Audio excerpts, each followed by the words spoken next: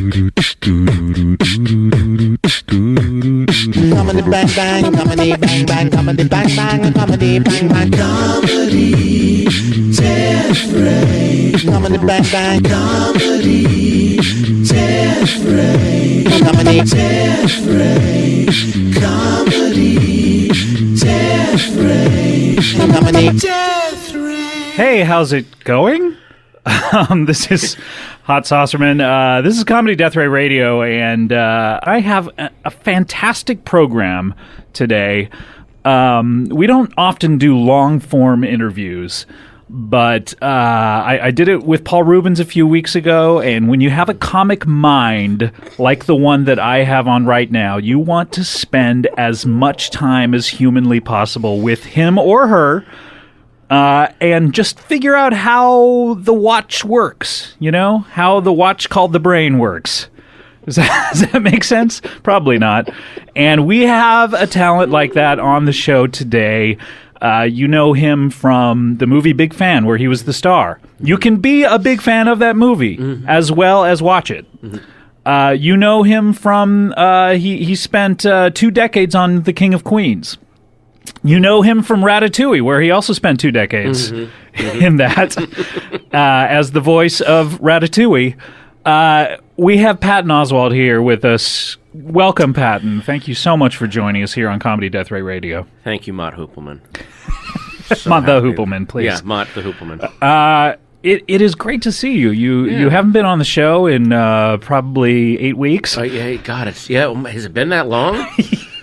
Oh wow! God, how much was a gallon of milk back then? Was it? I don't check price tags of anything anymore. I was still on dial-up internet when the last time I was on this show. So the show's really blowing up with the whole wireless stuff now. Like people can download it a lot easier. I was thinking about this the other day. Okay, so remember how AOL, you would log on and it would say, "You've got mail," and they even made a movie about it, that message. That phrase. Yeah. They made a movie based on that message. And it used to be like a treat of like, oh, wow, one of my, 15 friends took the time to write a letter to me. Yeah. And you would have about 2 a day. Yeah, that's true. And it would be like, oh, wow, you've got mail. And it would, like, imagine if you logged onto AOL now, much like my upstairs neighbor, very loudly that I can hear. Oh, really? And just, you've got mail, you've got mail, you've got mail. I mean, how many emails does a guy like you get every day? This is the first part of my question. Okay, how many emails do you get every day? And can you read any of them to us? I could... You know what? I get about 20 emails a day. You have to get more than 20. Well, you know what? It's weird. I had a new email address, and I sent it out to, like, my circle of friends. Core group. Andy's got it. You've got it. Because I was starting to get a lot of like... When you say Andy, you mean Andy Williams, Andy Richter... I mean Andy Kindler. Right, and, all the Andys. I know what I meant? Andy one. Because you know what I meant with the... that sounds like a great cyborg. It does. Andy one. Andy one. And then... where the hell was I going with this? Well, you're talking about you only get 20 emails a day, which seems impossible to me. No, well, because I also get a million texts, and now there are so many ways to reach people because of Facebook messaging and Twitter DMs that it's almost like email is battling with all the other ones. Now, tell us exactly where Patton Oswalt is at this point in time in his career, in his mindset, in his art. Where exactly, like, where do you go from here? Where have you been? Tell me kind of everything about exactly your artistic mindset right now. Excuse me. Oh. Hello. Hi. Pardon me. Excuse me, we're doing a show here, sir. Please recuse yourself. Hello again, my friend. It is I, John DeMello, theatrical director. Excuse me, am I interrupting anything at all? Hi, Mr. DeMello. I remember you. How do you do this? I met you up at your place in Connecticut around the holidays. Don DeMello, theatrical director. Hi, that's right. How are you? important. You mean like live theater director? I beg your pardon? You mean like live theater director? That's right. I direct for the theater. I'm a theatrical director. How are you? I'm good. Good. I hope I'm not interrupting. You are interrupting, so your hopes are dashed. Okay. Not the first time, believe me. But Patton, let me explain. Sure. I'm sorry, we were going to devote an entire hour to you, and we will. No, that's okay. But let me deal with this first. I just want to Go ahead. What were you going to say? During the holidays, I did a show from my home in Connecticut. That's an important detail. Thank you for reminding me of. Absolutely, yes. Wow. And Mr. DeMello came in. We learned a little bit about his life. So we learned, I think, enough about your life. I agree. Absolutely. You learned everything there is to know. I just want to promote my upcoming project, which is happening out here in Southern California. That's the whole reason I came out down here now to talk to you. You're originally from Connecticut. You've just moved to L.A.? Yeah, I'm an East Coast guy. And Mr. DeMello worked for the Rockettes at Radio City. Oh, my goodness. Don't put it in the past tense, my friend. I'll be back next year. You bet your ass I will be. They couldn't do that fucking show without me. I do the Radio City Christmas Spectacular with the Rockettes. Beautiful Rockettes. The latest one, or it was just back in the day? Or I've been doing it 18 years. Oh, wow. 18 years of legs. Beautiful, beautiful women and their beautiful legs. Okay. Yeah. They come out and they hop across the stage with those legs. And that's for daddy, you know what I'm saying? What's the new show you're doing out here? I'm out here now directing a production at the Fairy Tale Theater in Pasadena of Cinderella. Oh, I love that place. I'm doing a production of Cinderella. And it's a nice children's theater. Okay, well, great. So people can look up tickets online. Your tone's a little weird. No, I'm sorry. Go ahead. Sorry. Yeah, people can look up tickets for that. Great. Sure, Thanks. they usually can, we yeah. save the plugs till the end, but thank you so much for dropping by, Mr. People DeMello. are really going to want to check this production out. It's great to hear what you're up to. A special production of Cinderella. It's not going to be typical garbage. I'm sure it won't, but it's great to hear from you, and we're going to get back to Patton Oswalt here. A lot of exciting things. For one thing, she's a sex slave, is what we have going on in this production. I don't know. Cinderella is Cinderella's a sex slave, because I looked at the text and I said, that doesn't seem so bad having to clean up after three sexy sisters, stepsisters. I thought the stepsisters were ugly in Cinderella. Aren't they ugly? I thought there was only two of them. Right. That's another thing from the text. Well, I added one, and then it says in there that they are ugly, and I says, who wants to look at three ugly girls? Let's get sexy girls, real nice-looking girls in there, and put them in as little clothes as we can get them in. And then How little is that? As little as we can get them in and get away with it. Well, who decides what would be a little bit of clothing to you? Yeah, is that public decency standards or your standards? Fairy Tale Theater standards, or look, I'm having a lot of conflicts with the Fairy Tale Theater right now. They got a lot of preconceived, old-fashioned notions about what constitutes children's entertainment, and I'm saying let's get 3 pasties on these women. You know what I'm saying? Wait, 3-piece? 3 pasties. You mean like so one per girl? Huh? One per girl? No. Or 3 per girl. I'm not an animal. 3 per girl. Okay, where do these go? Two on the nips? That's right. Yeah. And then one... Yeah, that's right. That's right. One... It's called a pussy paste. All right. And I have patent pending of the pussy paste. Wow, please don't say my name I know that you don't mean it that way, but wow. Patent pending pussy paste. Oh man. Wait, pussy paste and pussy pasties are two wildly different things. I'm literally losing energy as I say that. What's the matter? This is going to be the hottest production of Cinderella that there ever was in the world. All right. Well, people can check that out. I'm sure they can look at your website and thank you. DeMello.org. .biz. .uk.co. Well, it's great to hear from you. Thank you so much for dropping by. It's at times like these I regret our open door policy. It's a good policy. You're going to want to come and check out the show.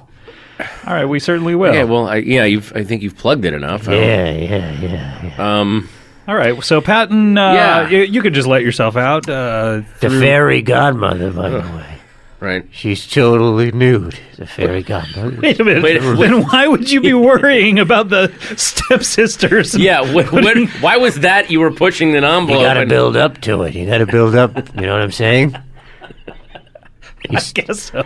Wait, I'm sorry, but if these are actresses who work in children's theater, how did you... I'm wondering, what is the process of convincing them to do... I mean, these are clearly, like, children's theater actors and actresses, right? Yeah, well, that's right. It has not been easy. It's been... Well, if you really want to know the process, you got to get them involved with drugs, and then you have to be their supplier. That's the time-honored way of doing it from a long way back. Is that what you do with the Rockettes? Sure, that's how you get the Rockettes to do what you want them to do. You got to be, you got to be the guy that gets them what they need to carry on. But all they do is they just do a kick line. Are you making them do stuff they should? Well, I don't understand what it is. Rockettes have to do all kinds of things if they want to stay in the Rockettes, because a lot of girls could do that, believe me. Any fucking idiot could do that. Don't think you're so special because you're in the Rockettes. I could fire you in a heartbeat. Get over to my place. Tonight, 8 o'clock. It is a typical thing. It's a typical time. 8 o'clock? 8 o'clock is a typical time to get back to Connecticut, settle in, Takes a change little into my while, pajamas. Yeah. Gotta take the train. Sure. Gotta get into Penn Station. Grand Central, take the train. Depends whether I'm taking a bus or a train. Like the 620, usually? 620 train? If I could get the 620, sure, up there, yeah. Yeah. I'm sorry. I'm just wondering, how did you pitch yourself to the Fairy Tale Theater initially? Did you just did you pitch the show as it is now, or how did you sell yourself to them, or did they ask you? I didn't just get into show business. First of all, the Christmas Spectacular on a resume opens a lot of doors, particularly in the children's theater community. I can imagine they would, before meeting you, be thrilled to work with you. Sure. Sure, all the way through the process, they're thrilled to work with me. So I get in there and I tell them, we're going to do a very traditional, interactive with the children, maybe get some animals on stage, you know what I'm saying? And they go, terrific, that's great. We sign the contract, and then I say, and by the way, there's going to be a little something for Daddy in this production, too. It's not all for the kids. Daddy's going to like it, too. Daddy's really going to like it. But then, I'm sorry, but you talked earlier about there was all this friction with them. Yeah. So when does the friction? Do you then lay it out right there? I would imagine the minute you say there's got to be something for Daddy, and then creepily groan. Yeah, that kind of the weird exhalation of phlegmy air, I think, alerts them that something's coming. I don't know what you're talking about. I guess we all have a different way of communicating in this world and making ourselves clear. This happens to be my voice. Okay. But, you show them a little bit at a time, and then you get to a certain point where you've blown their entire budget for the year. And what do you blow the budget on? Yeah, I mean, it sounds like you're not spending it on the costumes. Yeah, You think I'm going to pay for these drugs out of my own pocket? Okay. That's all right. It's an operating expense of the theater to get the desired results. So they got no money, and they got to recoup losses, and they got to open the show. But So it's that kind of a thing. But you essentially have naked women on stage, and you're talking earlier about One naked woman. Well, one naked woman and 3 almost naked women? They've got... You haven't even talked about Cinderella. yeah. at this What is point. Cinderella wearing? Boy, Cinderella. First of all, we're triple casting Cinderella. Because I like to get a lot of girls in these shows. So wait, 3 different girls in the same performance, or 3 simultaneous Cinderellas. At the same time. That's right. Do they all? I'm sorry. How do do they do alternate their- lines or Yeah. alternate words? Or They speak like a Greek chorus, like a sexy Greek chorus. oh, like in Spider-Man: Turn Off the Dark, the nerds Yeah, that were no, just shit canned from the show. I don't know what you're talking about. Yeah, okay. But Hello, Broadway. hello, Broadway. They are all Greek. 3 hot Greek girls. Now you're kind of Cinderella. talking my language because Greek women are the sexiest, hairiest women on the planet. Very susceptible to addiction. Are these girls But how are they dressed? How are the Cinderellas dressed? Body paint. Oh, so They're in body paint. like kind of like in Sports Illustrated where you paint a Yeah. swimsuit on them? Yeah, but we don't take that much time. We just put some paint on there, and then from the waist down, they've got animal legs and hooves on there because a lot of guys are into that. Okay, hold on. Wait a minute. So you're doing a Cinderella where the Cinderella is like a half animal hybrid? Yeah, Like some sort of pan-like... That's right. Yeah, it sort of looks like a goat, but with a sexy horse tail. So a goat hooves with a horse tail. Right. And, Didn't know that horsetails were considered sexy. Oh, they're very sexy. Are you kidding me? Well, at least then that covers up some naughty bits. I'm sure that comes in Well, they're handy. crotchless. The legs Okay, well... are crotchless, and there are 3. They're sex slaves, like I say. So there's a couple of sequences where these guys come in and they've paid for some time with Cinderella, and they go, "What am I seeing triple?" And that's a funny joke. I guess so. Yeah. guess. Does that get a laugh every night? But speaking, I'm sorry. Have you done a show? Yeah. Are you Are you in promoting this? Is this previews? coming, or have you actually done a show for children yet? We. You okay? You all right there? Yeah, all right? I'm fine. You got emotional there for a Well, second. he's eating almonds, so Yeah. probably yeah. We got it. We're opening this weekend, but we have brought in a couple of families to check it out, just to sort of give us their feedback. And they were not able to stay for the entire production. I do want to track them down and find out what they felt about it. But they seem to be enjoying it. How you say seem to be? How did they seem to be enjoying it? They were screaming, and very agitated. Say very agitated, which is the role of theater. Oh, so So- that's what you want your work to do, is to Right. provoke. Sure, that's right. Provoke. Yeah. Come on in, Daddy. You're gonna get provoked. All right. Well, really this gonna this provoke you. this sounds disgusting. I don't Yeah. think we can hear another second of this, especially in the middle of what was supposed to be a probing interview with artist Patton Oswalt here. I'm sorry. What other? Now I don't know why I'm asking this. You've been in theater more than I'm assuming more than 18 years, not just doing the Rockettes. I other started out productions. in the peep shows down in Midtown, and I worked with some very sexy and classy girls there. And then opening came up at Radio City, and I brought my girls over there, and they became the Rockettes. But have you ever done? And is this your first actual play? Have you done other plays? Well, let's see. Have I done other plays? Yeah, I did a production of Beauty and the Beast. Oh, Where was that? What was that? Where was that? That was out there in Connecticut. I did it. Oh, okay. At a church, and it was a church basement production of Beauty and the Beast. Church and- basement? All right. Yeah, that's right. And there were a lot of different beasts. We got a lot of beasts in there. Was that sort of like a Greek chorus as well? Triple cast? It was or- real animals. We got all kinds of real animals in there because I had an agreement with the petting zoo. What kind of agreement? yeah. What was? Is I'm this? sorry, Like, what was the? what kind of handshake deal went on Yeah. between you guys? I was supplying them with some things that those guys needed, and in return, I their can animals guess. were on loan for the show, and we got some girls that like animals. Wait, I'm sorry. Like, because the Beauty and the Beast is about a guy that's turned into a beast, and a woman has to kiss him and fall in love with him to turn him back into a human. Yeah, sure she does. She's got to really show her affections for these beasts. If she wants to turn him back into a prince.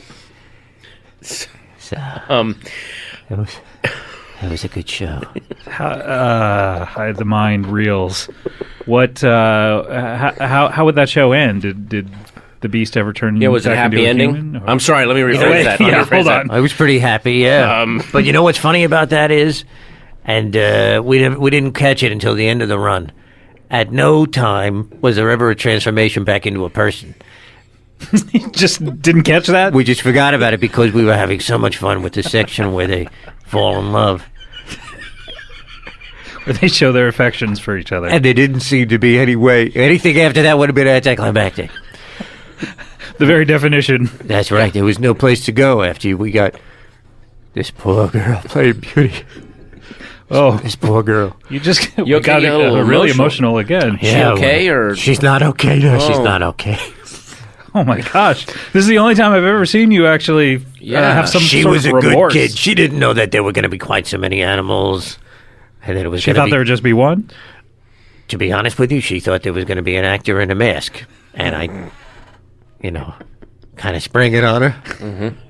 Yeah, How- we got a lot many- of different animals. How many performances occurred? how of many? this? We ran that show for 18 months. wow, whoa! In this church, but how were there any Is this rev- off-peak 18 hours, months? Yeah, or- were there? What were the reviews like? Were there like? Scathing. These reviews were absolutely scathing, one after another. And the police were involved. And, we had to start doing it at odd times. We had to start running the show just sort of, what's it called, like a flash mob or whatever. We had to just announce to people, it's happening now. Get down here. And this was quite a long time ago. It sounds like. So It was a how do you while ago, yeah. announce to your fans something like that? We had to go door to door. We had a guy go door to door and knock on people's houses who we had reason to believe would be predisposed to enjoy this show. And say, it's happening. Families or It's happening right now. Yeah, sure, families. That's right. All right. kinds of people. Did you ever have 18 months in a small Connecticut town? I'm assuming were there repeat customers? A lot of repeat customers, yeah. A lot of people coming from out of town. People coming up from Mexico. Why would people come up from Mexico to Yeah. Connecticut? How did they hear seems about like this? there's I a mean- lot more of that kind of thing going on down there. That's Yeah, but not like this, baby. This was the best of the best, and they were coming down from Canada. People were coming from all over the world to check out this show. It got to be a real sensation. Yeah, I have to tell you though, Disney sued us. We did get sued by Disney. but I thought Beauty and the Beast was in public domain. Yeah. Yeah, I thought so too. Well, we put Disney's Beauty and the Beast on all the years. See, that's probably That's probably where they got you. Yeah, that's that's- the one you know, hiccup that- in your yeah. plan. Yeah. Well, what are you gonna do? You know. I don't know. Not So, use- but it sounds like Never you mind. came out of that unscathed, or did you? You seem to bounce back okay. You're still producing stuff. Yeah, I'm still out there doing stuff. Yeah. They can't stop me. You know, we ended up not making a dime from it by the time we settled with Disney. They confiscated all the tapes of the show. We taped everyone. Well, why were you were taping We all the taped every shows? production, and now they're in the Disney vault. You know, Oh, I hope they open that up. God, that'd be because now with Blu-ray. Yeah, they open the vault from time to time. Maybe they'll let it out. I'd love to see like Song of the South on Blu-ray. Oh my this. goodness! Yeah, that would be really great. Disney's Beauty and the Beast, directed by Don DeMello. I don't know if they would call it Disney's Beauty and the Beast. Just a but- black and white camera footage of the Connecticut mayor. So now, so you're in previews now. Now, I don't want to be pessimistic. I wish you the best with Sure the you production, do. but if by some chance it doesn't make its full run, and like, do you have anything lined up? I mean, I know you're saying you'll be back in Manhattan next year with the Rockettes, but what if you have like 6-7 months of downtime? Anything else lined up, or Yeah, that's a good question. I'm thinking of doing a production of Peter Pan. out here, or just whoever will have you? Well, the plan now is to try and do it on a boat in international waters so that we can have a little more fun with it. Okay, let me guess what's going on here. What's your conception of because usually isn't Peter Pan isn't the part usually played by a woman? Usually played by a woman because a young teenage boy can't handle the constraints of the part. Right. And there'd be laws governing how many shows they can do. Right. Broadway tends to like to do 8 or 10 per week. Nothing but limits. But So- not out on the water. We can do whatever we want. One of the things I keep saying is, how come we have to hear about Captain Hook getting his hand bit off by a crocodile? Why can't we see it? So I'd like to see that. So you want that? You want like a little prequel action, Right. Where we find out how he lost his hand. Which means that for every production, we're going to need a different Hook. Captain Hook. You know what I'm Oh, saying? wait! You want it be? Wouldn't you just have an actor and you'd have like a fake hand and he would get it bitten? You know that? Does that sound very interesting to you? I don't know. I mean, You know what I'm saying? That I could do on land. I'm going to go out to the water and get a guy out there playing Captain Hook and get a crocodile and see if we can get the crocodile to bite his hand off at the beginning of I the don't show. know if you can train crocodiles to... yeah, to specifically just bite Just- the guy's hands off. Is that where the drugs would come in, or? Well, you'd wrap whatever crocodiles eat around his hand. You know what I'm saying? Yeah, I'm not sure what they eat. Yeah. What do It sounds crocodiles like eat? humans, I think. Yeah, they think he'd just eat humans, so you'd be dangling the whole thing. You could wrap another human around. Well, no. I don't know. You'd have to figure out something. Some bloody meat. or That's not something like under that. your purview, though. You have technical advisors for that kind of... I got an animal guy. Yeah, I got an animal guy I've been working with ever since that show in Connecticut. Oh, okay. Wow. And he is hooked but bad on heroin. And, That's another kind of hook that that's- could yeah, be in there the you show. go. Yeah, that's right. Maybe they call him Captain Hook because. Think of it that way. I mean, because he's hooked. Right. Well, these guys are going to need to. We're going to have to get him out of the water somehow. It's not going to be I just easy. don't really know what you would do. I don't know what your take would be on a show about a magical flying hermaphrodite that comes to children in the night and then whisks them away into the darkness. I mean, I don't really Who's see the any- hermaphrodite? Is that Tinkerbell? Well, isn't it like, I'm just Oh, saying meaning a girl Peter playing, Pan. Yeah. Oh, That seems pretty wholesome. I mean, I don't know what you would... One of my ideas is that he has deluded himself into thinking he can fly. He can't fly. And he convinces all these children he can fly. And they just plummet. They just step out the window the of the boat? nursery and then plummet into the water from a high distance, you know. So that's a laugh right there. That's a laugh. You like to plan out the laugh lines. Yeah, you got in to your see shows, what am I I've seeing? noticed. Triple, and then the kids plummeting into water. Sure. You get some laughs on there. A lot of gags. Huh? Oh, yeah, we got to have the gags on there. So this is going to be Disney's Peter Pan out on international waters. Okay. And then I would imagine then it's pretty much just the same storyline. Peter Pan rallies against Captain Hook, forms kind of an army of children. Yeah, a lot of children. Please don't be saying what I think. Really that would you're not. saying. I don't. I mean, there are a lot of things we joke about on this show, Yeah, but sure. that is one that I find to be almost off limits. Not quite, but almost. Well, I think we're going to have girls playing the children, if that makes you feel any better. Yeah, I'm probably. talking about nice adult girls. Oh wait, adult girls playing the young boys, Young boys. Yeah. That's the idea. except for Peter Pan. Peter Pan, it's a good question, yeah, because it's been done that way. Peter Pan has been played by a girl. Yeah. I don't know. No, I think I want 3 or 4 girls playing Peter Pan. It might be But nice what to get would- a few what teenage would- boys in there. Though. Teenage boys, maybe. I hate to Wait a ask minute. this, Now I'm on your side. Yeah, I All know. right, okay. But what would be I'm just sorry, but what would be the way that Peter Pan would rally and manipulate these girls playing boys into being in his army? Like, Well, I think it's been done that he's got a sword. I think he should have a whip. I want to see him with a cat of nine tails to spur the Lost Boys on against God. Captain Hook. And, maybe we'll go ahead and call them the Lost Girls. This might be a little bit better because I've known a lot of Lost Girls in my time. A lot of Lost Girls. And I model them after that. What I recall you having a signature phrase when you work with the Rockettes. Sure. Would this be a similar kind of thing, or are you Bring using? out the girls. Yeah, That's right. Anytime anything is boring in one of my shows, we bring out the girls. If I see the audience nodding off, whatever's going on, I say, bring out the girls. And a lot of the time, in this Cinderella production, we've got a whole pen full of girls. And wait, a pen? yeah, I keep them in a pen. And, if the production lags at any moment, I'll just say, bring out the girls. And they'll come out. Then you kind of open up the gate of the pen. We open up the pen, yeah. Yeah, and and they just come spilling out. Yeah, and we're going to keep some water and snacks on the stage, so that's where they go, because they'll be thirsty. And they get out there and do some dancing or something. Now, does the fairy tale theater? I gotta listen. I hate to interrupt, but I get now that I have a daughter, I have get a lot of mailings for children's theaters and children's. Oh, well, this show is for you. I'm just saying that normally we would get flyers and stuff from the fairy tale theater, and I just realized we got one the other day, and it is the one for Cinderella, but there's no image. Was there? It's like they just said Cinderella, and there looked like there might have been an image on there, but now there's nothing there. That's one of the conflicts. That's one of the conflicts right there. Yeah, well, we had the 3 goat girls on there, and they're pleasuring some guy.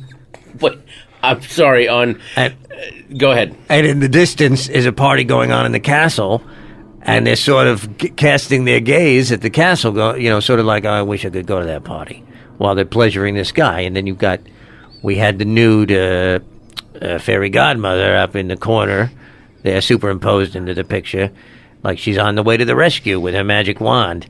And it told the story of the whole show. Do you have the people in the castle looking back at the 3 goat girls saying, I wish I could be at that party too? So it's almost like... Right. Or is their Exactly. party even better than theirs? Oh, the party? Oh, well, once we get to now that's crazy. Once we get to the actual party that Prince Charming is throwing. I hate to ask, but Crazy. what goes on at the party? Yeah. I mean, what could be God. crazier than what you described? It's an at this point? absolute bacchanal. It's an insane orgy of everything you've ever wanted to see.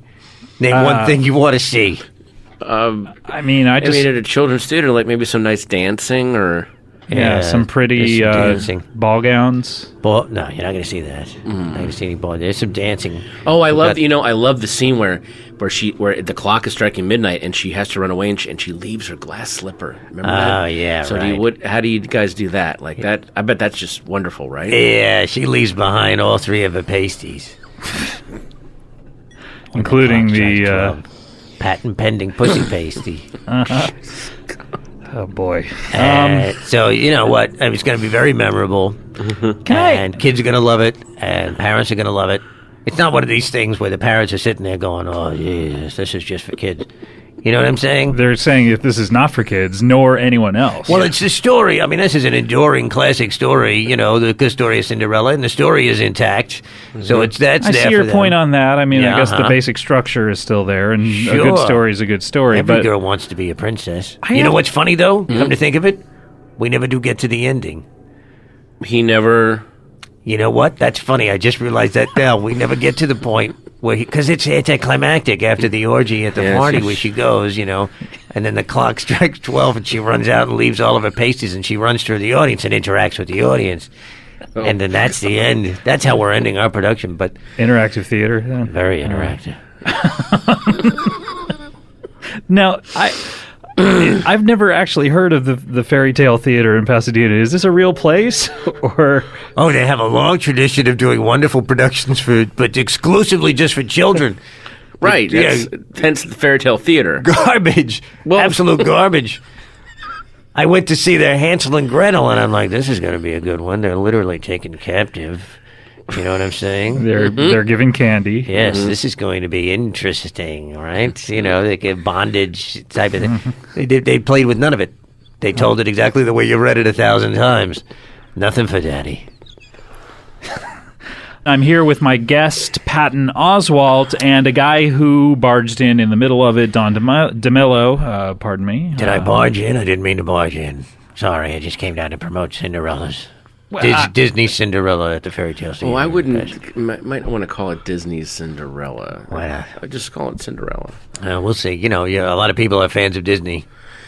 Yes. Some would say that's kind of a bait and switch. Yeah. I don't know what you're talking about. I'm trying to get butts in the seats and on the stage. And Wait, people sit on the stage like it's a Rolling Stones concert? If they want to, sure. Yeah, they want to get up close and see the action and touch and feel, that's fine. Very interactive, these shows. Well, Don, you're a theatrical producer. We've talked Theatrical a little... Director, sorry. We've talked a little bit about your background, but I'm a little more interested in your going a little further back. Oh, You know, and kind of figuring out a little more about you, about why you are the way you are, and kind of what shaped you as a child. I mean, we were going to do this with Patton. We were going to figure out a lot about his kind of art and his truth-telling, but... yeah, well, we could do that too, huh? Well, I don't know why you make it sound so unseemly. I mean, that's what we had planned. Art. It was just an interview. Art. I'm a big fan of art. Yeah. Right. But where'd you grow up? Yeah. Well, I grew up in Connecticut. Really?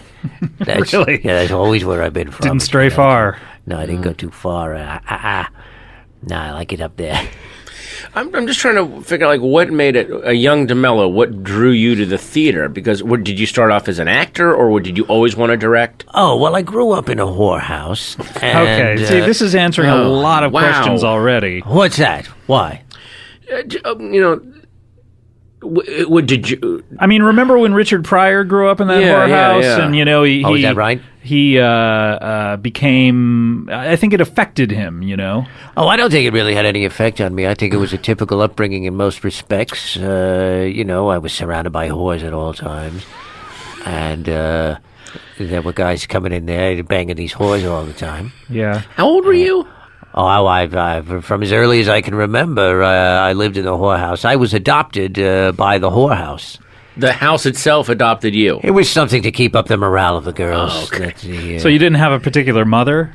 No, I was community raised by the whores. It takes a village. Were you a foundling?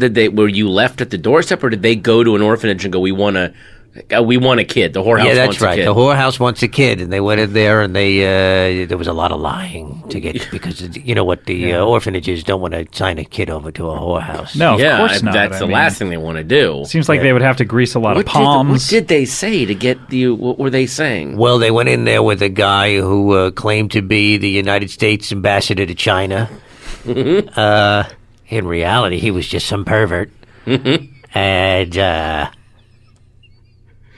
And that greased a lot of wheels right there. He had a lot of falsified paperwork.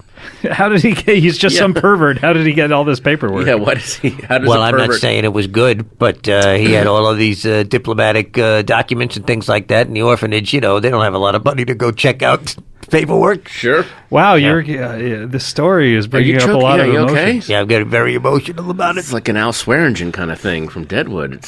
But what is your? Let me ask. What is your actual first memory that you can remember actually having? Like mine, for instance, is growing up in Norfolk, Virginia, and seeing snow out of a balcony window in the apartment. I remember seeing snow, and that's always that was my first really memory. I was sweet. like 4 years old. Like, what would be your first memory? Oh, that's beautiful. Yeah. That's beautiful. I remember seeing one of the whores get shot. Huh. Yeah. By a John, and he went in there and I forget what the issue was. I probably didn't understand it at the time, but I was just in there, and she got shot in the tummy. In the tummy. Right in the tummy. And she says, because she didn't want to make me nervous. She said, well, I've been shot in the tummy, Don. Would you just go call a doctor? Uh-huh. And I says, I'm a doctor. How old were you? Well, Wait a I wasn't. I was pretending. But, I yeah. didn't realize the situation was so serious. So what did you want to achieve as a doctor, pretending to be a doctor? Well, I went and got a Band-Aid. Did you think it was like a big game she was playing? Like, That's right. I thought it was. That was a lot of fun. Yeah, sure. So anyway, that's my first memory is watching that whore get shot. Whatever happened to her? Oh, gosh. Well, I don't believe that she was of any use to the whorehouse anymore after that. Oh, but she made it out okay. Good question. I was told that she went to live on a farm. I don't know if that's necessarily true. Huh. But anyway, in retrospect, Yeah. you're it's a very reevaluating pleasant memory. So do you think that's where you got your love of performing then, like from being in a whorehouse? Because the women I guess have to perform. I don't want to get crass. If they don't want to get shot. Yeah. That's right. High stakes performance. You got to act like you like it because you don't know who's got a gun or a knife. They didn't check for these kind of things at the door? No, they never did. Isn't that funny? I don't know if it's funny, but... after It is funny. They could have, at some point they could have said, hey, no knives and guns and we're checking. But even after a whore got gut shot, they didn't go, hey, maybe we should institute that policy. That just never... Not to the best of my knowledge, that... Was this the only whorehouse in town? I have a feeling that this was a town A, and maybe if I'm wrong, I'm thinking this is a town with multiple whorehouses, and you were not necessarily in the best one in town. Oh, it couldn't have been the best one. No. It was a real ramshackle house, for one thing. The physical space itself was uninspiring.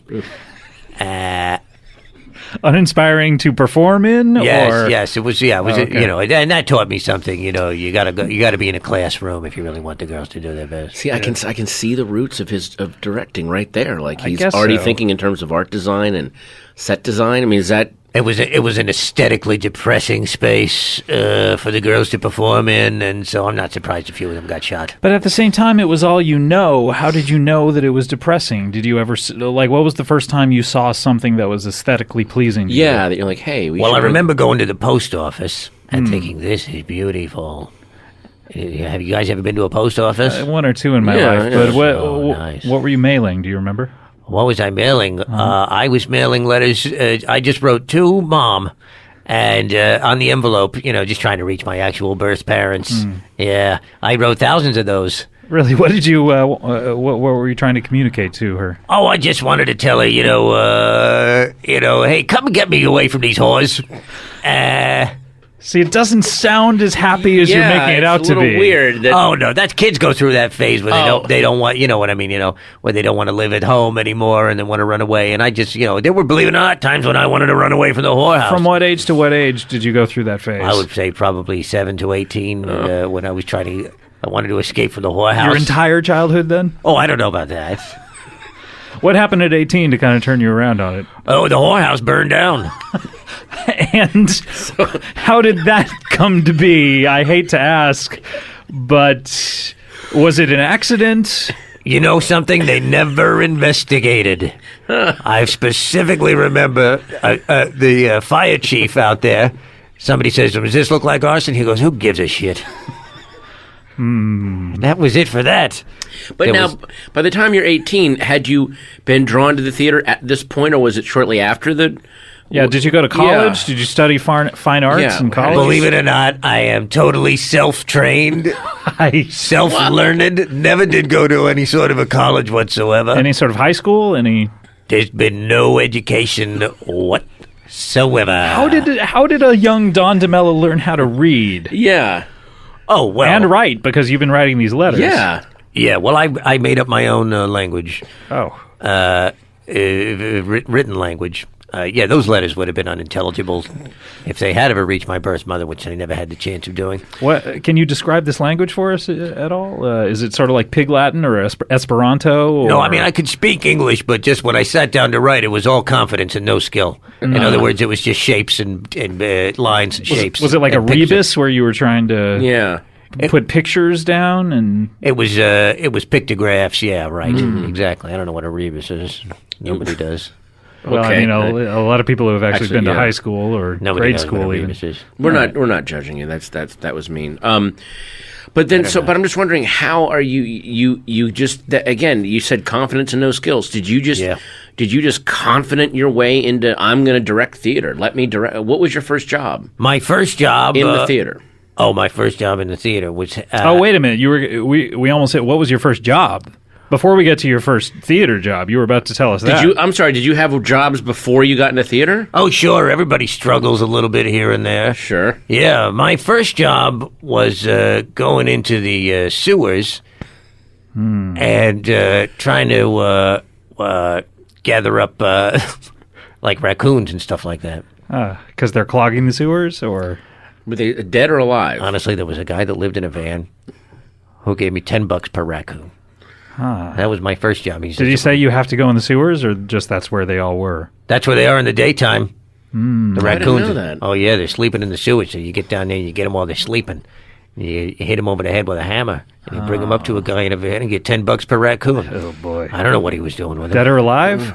It didn't matter. He didn't care. He didn't care. Sometimes it was more fun to bring them to him alive because you said, "Hey, I got some raccoons." You throw them into the van, and then they're running around in the van, and we had a lot of laughs. Is that where you learned your sense of humor that you carry over into your work? Yeah, Sure. It seems to be a lot of animals in your shows. You mentioned animals in Cinderella, which I didn't And want. laughs. And laughs. Yeah. Lots of laughs. Oh yeah, you got to throw in a little bit of laughs. That's one thing I've learned about years in the theater. Let's get some laughs going. Okay, so you had this one particular job of gathering raccoons. And, I gathered up Did you raccoons. have any other source of employment until you became a director? Well, let's see. Sometimes I would, how you have those jobs where you do damage to property. You know what I'm saying? Not really. I mean, as a No. construction worker or a demolition expert? No. I'm saying, if you get hired, you get hired to damage some property that somebody then wants to just put a claim in on. So I did that. I was How would you damage the property? I was a property damager for Okay. several years. I don't think that's a technical thing. It sounds like insurance fraud. No, I worked in the field of property damage for several years for a very good property damaging firm. And What was the name of the firm? his name was Gene, and Okay. you would sometimes you'd have a lot of fun and you'd be creative and you'd cut down a tree and make sure that it fell on top of a car or something like that. I guess that comes with experience, kind of knowing which way a tree is going to fall depending on the cuts. Trial and error. As Michael Richards told us. You learn by doing. I don't know. Did Michael Richards tell us trial and error? Oh, yeah. Oh, all right. Yeah. I'm imagining you don't see a lot of movies. I don't get out to the movies very much. I don't know. You just stay in and rent, or... Yeah. Certain kind of movies I'm interested in, and other ones, the more mainstream movies, I have no interest in whatsoever. So tell us about the first time then... When did you hear the siren call of the theater? Okay, yes. I was in New York, and a guy... How did you make your way out to New York? Yeah, Just to from back up a Connecticut. little bit. You're in Did Connecticut. you save up the raccoon money or the demolition money? I or- had saved up all that money, and it was right after the whorehouse burned down, and some of the whores had an inkling that I had done it, and it was getting hot for me and up in town, and I says, I got to get out of here. So I Gotta went. lay low, huh? I just wanted to get lost in the city for a while. It's easy to do. It is. Oh, in Manhattan, it sure is. I went straight to Times Square. I says, I want to get lost. And some guy handed me a flyer for a peep show. And I went in there and I fell in love with the theater right then and there. That was the moment. You know, these beautiful girls up there doing theater. What kind of... What I'm talking about. I hesitate to inquire down this line of thinking, but what kind of theater exactly You know were what they I'm talking doing? about. They're up there playing with themselves and with each other. Oh, boy. Having a lot of fun up there for the guys in their feet in the little boots. But it sounds like you, as much as you enjoyed it, did you see possibilities that weren't being exploited or routes? Yeah, that, I mean, it's a big leap. Yeah. To go from, basically, you go from a whorehouse with women doing essentially the same thing, but now people are watching. Yeah. Right. Much the same way I would imagine you as a little boy and a little voyeur were watching Johns go in and out. Where did you want to take it? Where did you want to take it? What you were looking? These are great questions. This was the situation. It was around the time that movie Home Alone came out, and that was a monster hit. So that is one that you did see. I didn't see it. Oh, okay. I saw the lines around the block. I says, this thing is making huge money. And somebody says to me, sure, because it's kids. You know what I'm saying? Because the kids want to see it again and again and again, and their parents got to go, and they got to get them. You know, kids are so stupid. They're going to eat all that crap that they're selling in the goddamn concessions. They're so stupid. You know, so I says to myself, well, this is perfect. Bring theater to children. So that was the whole idea, and I've been passionate about it ever since. I mean, a lot of people, they just see Home Alone. You see the lines around the block for Home Alone, and you translate that into a career. Money, that's right.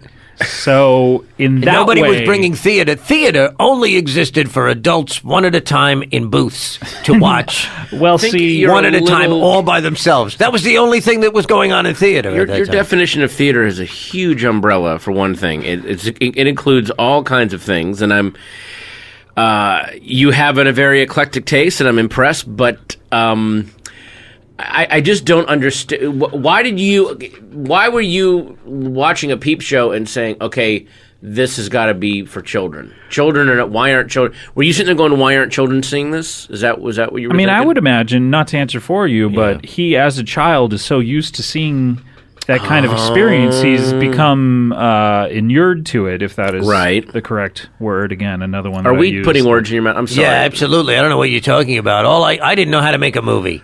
And I did know that theater was cheap, and that the guys seemed to be enjoying it in the booths. And I says, let's bring children into the theater. Why is this so complicated? Okay. I don't understand what about it is so weird, because children, you make a lot of money if you bring children and their parents into things, and theater is cheaper than movies. It's almost like 4 times as much money if a family comes than just that's the idea. Yeah, than just bring a gentleman. them all in there. Well, yeah, that's right. So I says, and I'm looking at these booths going there too. You know, it's just stupid. They're only one person could fit in here at a time. Let's get families. So that was the idea, and it's worked out great for me ever since. Do you mind me saying, you're passionate about the theater? Oh, I sure am. And you're passionate about children's theater. Boy, oh boy. And yet, every time you've mentioned kids, there seems to be an undercurrent of contempt and hatred for children. Am I wrong in that, or you're not wrong? And I'll tell you, it's prevented me from getting a lot of jobs in children's theater. When I start to talk about, I'm glad to hear that. You're glad to hear that? Well, unfortunately, I must. You know what? Okay, give me. I want to know how it caused you. Give me a typical pitch. I'm running a children's theater. We're about to book our season. What shows we do? And so you're coming in, Mr. DeMello. You have some ideas. Let's see here. So what? Wait, who should I be in this situation? That's a little unfair for you to start a role play. Wrong. You're the resident director that has been putting on shows. You've done, Rumpelstiltskin and Mother Goose and stuff like that. So I must have been. How long have I been working there? I must have been 20 year, a beloved 25-year veteran. 25 year, and what did I start when I was like 10, or am I? Are you playing the age you are now? No, I don't have to, or I could. That would be fun. So so I've been there since I was 15. It was my first job. And you're beloved, and people love your sort of like Jim Shooter at Marvel Comics. He got a job when he was 12. Exactly. And, but we're starting to plateau, so let's bring in maybe some new directors. What is my name first? Your name? Or do I decide that? Wait, or does Don decide that? He's the director. Should you be directing this? No, you guys are doing a great job self-directing, and that's a lot of directing is letting others self-direct. Oh, okay. So what I would imagine in the Beauty and the Beast. So what's my name, and then who are you, and what's our relationship? Your name is Scott, and my name is Patton. Why are we making this so complicated? Well, I just need to know where I am. It's kind of unfair to start a role play and then leave me out of it, and then You are alt universe Scott Aukerman who went into children's theater. And then you're alt universe Patton Oswalt who produces children's theater and runs a small theater. So wow, we're still friends even in the alternate universe. It's almost like we were destined to be. Hey, you read some Marvel What Ifs and like Wolverine and Cyclops will still be friends in Victorian times? Sure. Just like one different choice will have. Exactly. What am I in this alternate universe? Because I would like to be... Maybe he's the same guy, but... I would say his personality is so powerful that he exists across time and dimensions. Maybe he slipped through like a wormhole in this universe where like he's like, you know what, I need to get out of here. Yes. Too many people are, the heat is on. Yeah. Oh, I see what you're saying. So I go and visit another universe. I'm connected to too much property damage. Yeah. Oh, well. It's like those horrors chasing you. It's why you went to New York. Like so many people in the world are chasing you. So I fled to another dimension. And what's different in this dimension? Just that you two have different jobs? Yeah, I think that's the only difference. That's the only difference. That's the one and only difference in the whole Wait, who has our jobs then in this alternate universe? I would imagine the producer and resident director at the Fairy Tale Theater. Wow, they've really done well. Yeah. So Ratatouille still exists. It's just it's the voice of an interdimensional children's theater producer. Okay, I'm on board for this. Oh, and good. I'm glad this makes sense to you. We've known each other 25 years. 25 years. And does he step out of the wormhole right in front of us, or he? That would terrify us. No. Okay, he steps out of the wormhole in the alley, like Michael Biehn Terminator. Yeah, great. Am I naked? I would imagine you would naked. steal some pants off of a wino or something, or I might steal some pants off of a wealthy man. Okay. All right, you steal I'm sorry, that was presumptuous. You steal a wealthy man's pants. So I come in with the most beautiful pair of pants you have ever seen in your life. The shirtless torso. Because, I stole a nice shirt and I'm in a top coat and tails. You know what I'm saying? Okay. Whoa. Okay, so here we go. So clothes. Let's listen to this guy. So we're starting right now with this role play then. Yes. Okay, here we go. All right, and are we starting with your entrance, or do we have a little conversation? Let's make some small talk before he enters. Okay. Well, I thought that the work you did on Puss in Boots was fantastic. The kids were just over the moon. Thank you so much. It's always great to hear from my friend of 25 years. And it's wonderful to hear that you enjoyed exactly what we were doing. And what I like to do is exactly what has always been done with these fairy tales and give the people what they expect. Why deviate from the script? They're classics. They're perennials. Mm-hmm. Let's shake hands and agree that we won't. Oh, what's? Excuse me, am I interrupting? Look at I don't this want to gentleman. interrupt anything. Hello. I guess our open door policy here at the theater is paying off because a very rich man just walked in. Yes, that's right, Don DeMello, theatrical director from another dimension. Theatrical director? Yes, that's correct. What? That's why is that what I fixated on? Theatrical director. Seems like the another dimension would have been far more interesting to me. Well, we're used to so much craziness in the theater that I don't think that phases us. Gay people, this. Yeah, exactly. Yeah, gay people, other you got dimensions. them in this dimension? I'm sorry to hear it. Not much is different from yours. Yeah. Okay, all right. Hello, gentlemen. Hey. Oh, hi. I understand you're in the business of producing children's theater. How did you come to know that? Talking about how did I come to know it? Oh, Christ almighty, this is hard. These role-playing things are hard. How did I come to know? Jesus Christ. Can I just had guess? A sign on the door. Yeah, I was going to maybe ask. With our pictures. Was it the fact that it's our pictures next to the Enchanted Grove Children's Theater? Is that what maybe led you to believe that's... There you go. So right. I saw that and I said, these guys are in the business of children's theater. Okay, well... And that's a smart business to be in. Let me tell you something. Okay. Because if you put on a show that's just for Daddy, Daddy's going to come all by himself. And he's not going to buy any popcorn because he's on a diet. And he's not going to buy any of your overpriced drinks because he's got sense and reason. But I found that when a man is away from his family, he sometimes cheats on his diet because he doesn't have. That is true, sir. So we actually do really well in concessions when we just do shows for daddies. Oh, do you sometimes just do the daddy shows? I just do daddy shows normally at midnights. Oh, is that right? Yeah, we do midnight shows here. Yeah, This Daddy is my Midnight suggestion, though. Oh. Put those shows in front of the kids. Get daddy in there with the kids so that the kids are begging daddy for more snacks and stuff like that, and you can really make money. Okay, well, that's pretty much what we do here at the Children's Theater is we put on shows for families mostly. Yeah, we do the mostly midnight shows for daddy families. shows. Here's where you're stupid. Oh, I'd love to hear this. Because you think you have to choose between a daddy show and a kiddie show, okay? So you're putting on shows that the kids love in the daytime and the daddies can't stand, and then at night you're putting on daddy shows that the kids can't come to. What I'm saying is put them together. Like, give us an example. Like, for instance, what if we did... You were mentioning Puss in Boots. We just concluded did Puss a in great Boots. run of 20 years. I tell you of what. 8 performances a day. What I want to pitch you is a Three Little Pigs production, where instead of building houses, they put together outfits for themselves. You understand what I'm saying? I don't understand what you're Little saying. pig, they're sewing clothing for themselves? Yeah, that's right. And one of them makes an outfit that's so flimsy that along comes a big bad wolf, who should actually be a wolf if possible. And Yeah, we can do that. I mean, I'm thinking he thinks you're saying an actual live wolf. No, yeah, we can Yeah. do that. That's no problem. Okay. people love animals. People love girls in danger. I have sorry. I have a relationship with a zookeeper here in town. No, I'm confused. You just jumped ahead.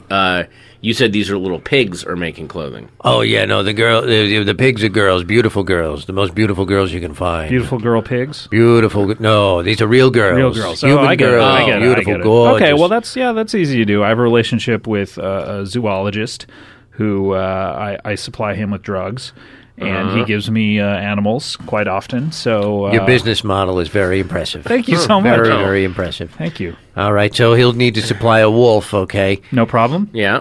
All right, so the wolf comes on, and I don't know if you could teach a wolf to blow hard. Probably not. That's the animal trainers department. I wouldn't. Yeah, if you put enough Thorazine into him, he can just kind of like open up his mouth and not bite We'll do down. like a sound effect Fine, or yeah, something. and then you might need to do an effect off stage with a fan or something like that, and it blows off this outfit made of straw. One of the girl pigs has made herself an outfit of straw, right? And it blows right off, and she's naked, and she's running away from this wolf, and the wolf is running, and he wants to eat her. And if possible, if we could really get the feeling that this girl is truly in danger of being eaten by this actual wolf. When you say eaten, do you mean actually consumed, Gonna or do you devour mean her? I think so. That's my view. I mean, you could hire a person to play the wolf, and then you could play some other game or something like that, something sexy. But I think it's nice if girls are in danger. Guys love to see girls. You seem to be describing a chase scene. We have a very small stage. Where would she be running? all into? through the audience. All through the audience. Oh, that's good. Okay. I like this She's idea. got nothing on at this point. She's climbing over the audience. Things like that to get away from this wolf, who of course is climbing over them as well. Well, I have one concern, which is I am currently the director. Yeah. I would have to quit, but I'm willing to do that if I can get free tickets to every performance. Why would you? Oh, because I would be directing Yeah. this production. Yeah. It sounds like you're pitching yourself as the director. Yeah, that's my game. I'm a I would be theatrical willing to director. quit in exchange for free tickets. Do you think that would be possible? To every show. Every show and a special seat kind of in the front in the splash zone, if you will, where But it doesn't probably s- the seat where the girl climbs up But- over my head and kind Can of I gives just me say, a, though, like, you're saying Three Little Pigs. Now, this is a chase scene. The straw blows off. Do we have the other where does it go from there, though? Well, you'd want to I'm get. sorry about this guy, by the way. I'm on board. Listen, I'm, he's helping the It's children's process. theater. He's I'm helping just the wondering process. how, you know. I apologize for him. We've Why been are you friends taking him- we've been friends for 25 years. And you've but known this guy frankly- for 4 frankly, minutes. This guy is a fucking asshole. Is that What? right? I'm Yeah. sorry to hear that. I We've don't done I don't get it. He doesn't. 2 decades of successful performances. He's like the reverse Rumpelstiltskin. He doesn't want to How turn so? straw into You're gold. He wants to so- turn your gold into fucking shit. And I I'm don't- sorry about him. Gold. It's an animal assaulting a nude woman in front This of children. guy is an extra-dimensional genius, and you're sitting here questioning him? You fucking asshole. I have How an dare idea. you? Yes. Why don't you go sit in your car? Who, me? Him. Him? Yeah. And you and me will cut down a tree right next to him. Okay. You know what I'm saying? I'm fucking on board with this. I've understood. Hey. I've understood absolutely every word you've said. You I don't know. shut There was no up, time to leave you the room. sad little man. Sad. I bring joy to the families of children in You this bring community nothing. for 20 You years. bring a heart made of shit Where does all this and come vowel from? sounds from Australia. You're the godparent of my daughter. What? Your where did- daughter is a fucking freak. Oh my And I've God. turned her into a freak. What did you do? I don't want to. Wait, what? I don't want to hear this. On but off-peak tell me what you hours, did. I've turned your daughter into the freakiest, nastiest little thing that I have ever seen. Come with me back to my dimension. Is this? Are you infecting our dimension with your? You literally transformed in front of me. Come on, Patton. What is happening? I have to stop this invasion. It's an on, unknown join. side effect of this alternate dimension where my personality is contagious. join Hey, with us. I am locking the door of this Join office. with us, Patton. I am locking the door of this Come office, on. and I'm not letting you Bring guys. out the girls. I'm not letting you guys Bring out. out the girls. To Come on, spread I your wanna bring them out. infection. Am I right, Don? You think you guys are getting out of this room without paying the toll? Oh, there's a toll you gotta pay. Oh, what kind of toll In are we flesh. paying? Oh, I'm gonna You're- pay that toll. There's right, gonna Don? be there's gonna sounds be nice. part of you dripping off of my fingers. I got a flesh What easy you did to pass. my daughter. Yeah, And bring I'm your telling you daughter now, around. I'll bring my you're daughter. going to describe what you did to my daughter in full detail, tell us and all you're about going to it. describe it slowly. Let's go meet some other guy. Yeah, let's go find Bring him. out the girls, the Yeah. guys, whoever. And scene. Perfect. Boy, that was a really fun improv. A really deep role playing Yeah. there. That was wow. That's the way a surprising number of my pitch meetings go. Yeah. What was your website again? JohnDeMello.org. Biz.uk.co. Okay, Are got you it. on Twitter or LinkedIn or anything like that? I don't know anything about that. All right, sorry. All right, well, it is time in the show. A lot of shows come to this time, and why should this be an exception? Really, only the most popular segment possible at this Oh. point, and of course, we know it's time for plugs. Oh. This is, of course, time for plugs. This is of course time for plugs. This is of course time for plugs. This is of course time for plugs. This is of course time for plugs. This is of course time for plugs. This is of course time for plugs. This is of course time for plugs. This is of course time for plugs. This is of course time for plugs. This is of course time for plugs. Let us link legs at the knee.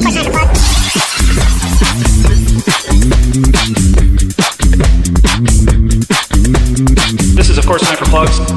This is, of course, time for plugs. This is, of course, time for. This is, of course, time for. This is, of course, time for plugs. This is, of course, time for. Time for. This is, of course, time for. Time for. This is, of course, time for. Time for plugs. Plugs. This is, of course, time for plugs. This is, of course, time for plugs. This is, of course, time for. This is, of course, time for plugs. I must ask for the return of my handkerchief, as I have been so moved. Oh, that was great. That was by Donovan Delisle. Donovan Delisle, great plugs theme, boy. Don Delisle, plug theme composer. What are you doing lately? Well, Cinderella at the Fairy Obviously. Tale Theater. in Disney Pasadena. Cinderella. Disney Cinderella at the Pasadena Fairy Tale Theater, endorsed fully and wholly and wholeheartedly by Disney and the Walt Disney Corporation and the family of Walter. you don't have to Elias go Disney. that far with it. Really asking for it with that. Hey, it's a popular company, that Disney company. You got to get in. Played in court. I know it. Got to get into bed with them. All right. And anything else? Anything after Cinderella? April 29th, there is a one-man show at the Upright Citizen Brigade Theater featuring Andy Daly. I don't know. Not a You ever fan. heard? Yeah, me neither. I don't care for him, but he asked me to please. One man show. What would he do with that? the I mean, hell Yeah, would good he- question. like That's a very good who question. is he? Like, you know what I mean? I've never Right, never who is the heard real him? You know what I mean? I know. I Although don't that's, like that. I gotta say, that's really nice of you to. That sounds like something that you especially would not be. I mean, I'm just trying to imagine you being pitched. It's a guy on stage talking. Like, wouldn't you? Yeah, wanna, it seems to me like you want to get in there and direct him. You would, yeah. Believe me, What that's- would you add to that? Well, that's Like, what this is all about. I'm trying to, I would love to do at least some consulting on this show because it is What would you literally. have him do? Yeah, What would I have him do? Gosh, you can't just stand there and talk, right? No. Well, I mean, he could do whatever the fuck he wants as long as he's got some girls, diddling each other back there and maybe You know what I'm talking about? He could do his little characters, but I would get some girls out on Yeah. stage. You know what I'm saying? Yeah, I know exactly what you're saying. Bring out the girls. Bring them out. I wish Andy Daly was here. Yeah, I wish he was too. We never really got into any of your hopes and fears about the future, or whether you get depressed ever, or... Oh, I never think about the future. I'm living in the moment and in the past with all those whores. I feel like that was really an omission, though. I would love to have heard if you ever get down, or if you ever kind of feel like life Hey, you know what? is... There's another cliffhanger, another show. Yeah, a cliffhanger, and we will get to it another time. I'll just tell you one little tidbit that I am planning to kill myself. Okay. Well, All right. That's all I wanted to know. wow. Okay, very good. Okay. All right, guys. I want to thank Patton Oswalt. I want to thank Don DeMello. Thanks to Engineer Doug. We will see you. This has been episode 99, the Barbara Feldon episode. We will see you next week for episode 100. I'm Hot Saucerman. See you then. Bye-bye. Thank you, Reggie Watts. Hello, this is the world-famous Scottabot. Hot Saucerman here, Comedy Bang Bang. Welcome to the show. This is it's a hot summer's day here in we tape this in Hollywood.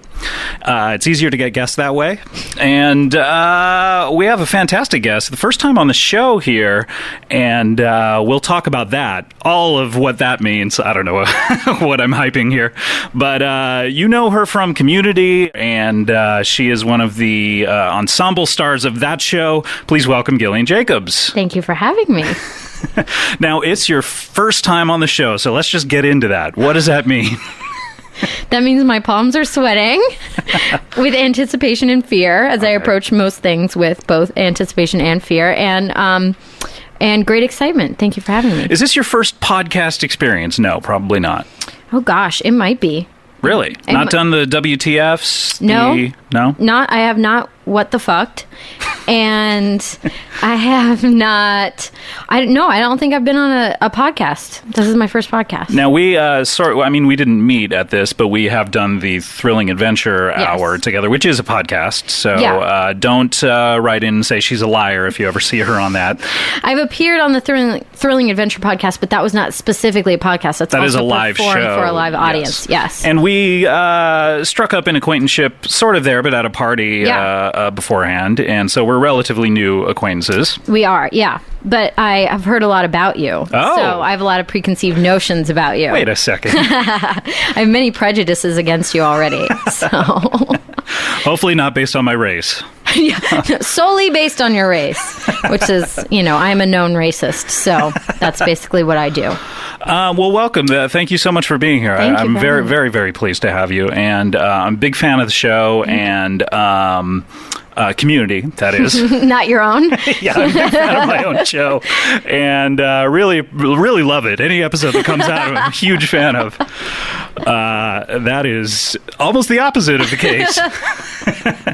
Oh, you have the self-loathing too? Oh, of course. To be in show business, you have to. Not everyone does. What do you think about having another guest on? Do you think that's rude to you? Well, you didn't tell me beforehand that there would be another guest, so I feel a little gypped. But you thought we were going to get in depth about every... Yeah, you told me this was like the West Coast inside the Actors Studio, so I had a lot of stories prepared for you about the various independent films I've been in, but it's fine. I mean, I'll just go on another podcast and talk about that. Okay, just please don't make it like WTF or any of the big ones. Just, No, I'll make it big. It'll be pretty big. You gonna make a big splash? I could come back another time. No, I had I'm sorry no idea that this was going to be a problem. I'm so sorry to do this to you, right in front of the room to you. I'm so sorry. I feel terrible. I had no idea.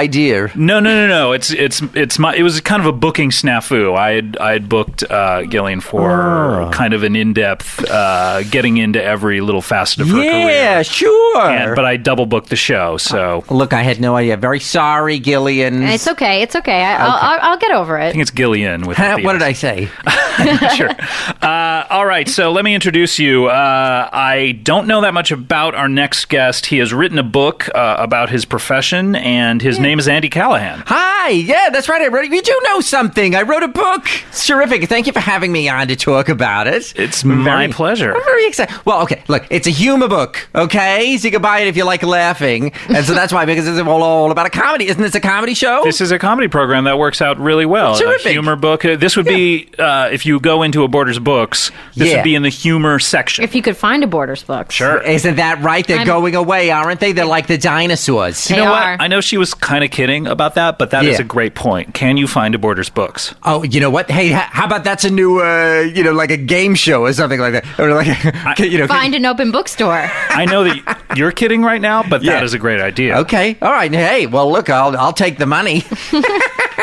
If you want to sell that TV show, terrific. Do you have like a loan out corporation, or I how don't would I know. get the No, I how would don't I get have the that. money to you? Just a personal check? Would that be? Sure. Yeah. Okay. All right. I'm sorry. I'm making some notes Are here. we while really we're- doing? This is amazing. I come down here to promote my next thing, and it was like a television show. It's LA. I mean, That's how it anything can happens happen. here. Yeah. You know, it's that something? quick. You're sitting there at Schwab's, and then all of a Sure. sudden you're a movie star. Hollywood. What song is that? Huh? Isn't it Hooray for Hollywood? I don't know. I've never heard Did it. you sing that in Broadway? But we did not sing that in Broadway.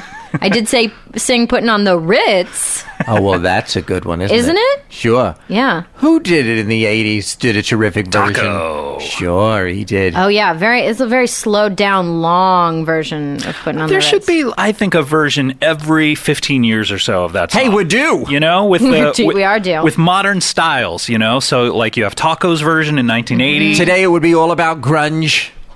Sure. It would be the grunge version. It would, today. yeah. Yeah. What would It it would have be. been 15 years ago? 15 years ago? I guess it would be ska. Sure. Something like that. Yep. Save Ferris maybe would have done it. Who's that now? So let's talk about your book. You have a humor book, and Let me tell you what it is. Can I give you basically the rundown? Okay. I am a nurse. Okay. I work at the Bergen Regional Medical Center in Bergen County, New Jersey. And basically, we all sit around and we laugh all the time. I mean, we just have nonstop laughs at the nurses station. And a little while ago, one of the other nurses, Sandy, she says, you know what?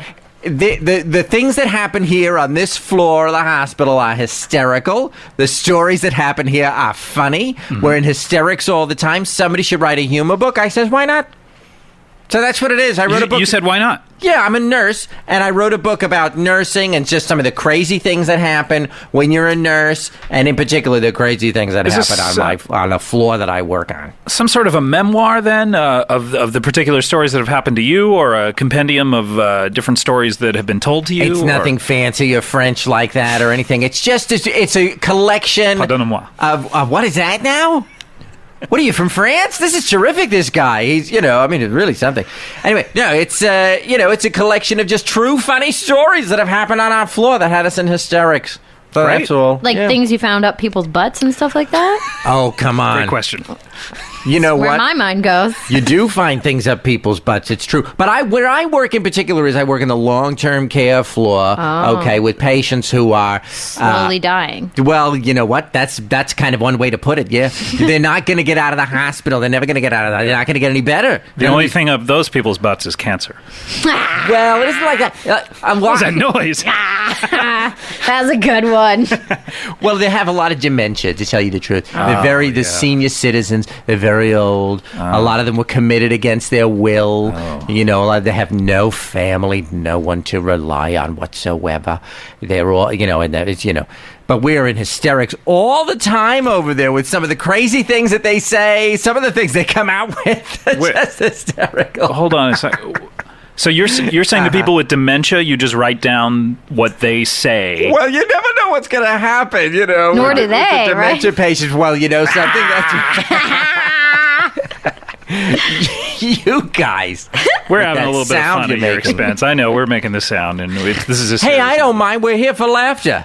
That's true. Oh, actually, I have a related story. Wonderful. To your, maybe this is a similar sort of thing that's in your book. Is that my grandmother had Alzheimer's, had dementia. Okay. And- I bet she came out with some stuff. Yeah, Well, she now, told why me- did you just take out a pad of paper and a pencil? Well, you know what? The stories are Sequel. stories. Exactly. Well, who knows, And so she was in this the old folks home for a long time while she was slowly dying, hysterically slowly dying. Okay. And one time I went to visit her, and they had wheeled a lot of patients out in their beds into the hallway, and they were all in the hallway, and one resident was leading them in a chant of, "Put us to bed, we don't want to live, we want to die," which I have never forgotten. Wow. True story. How old were you when you witnessed this? I was in high school, I think, when I witnessed that. Pre-Juilliard. Pre-Juilliard, yeah. Did you use some of that in your sense memory?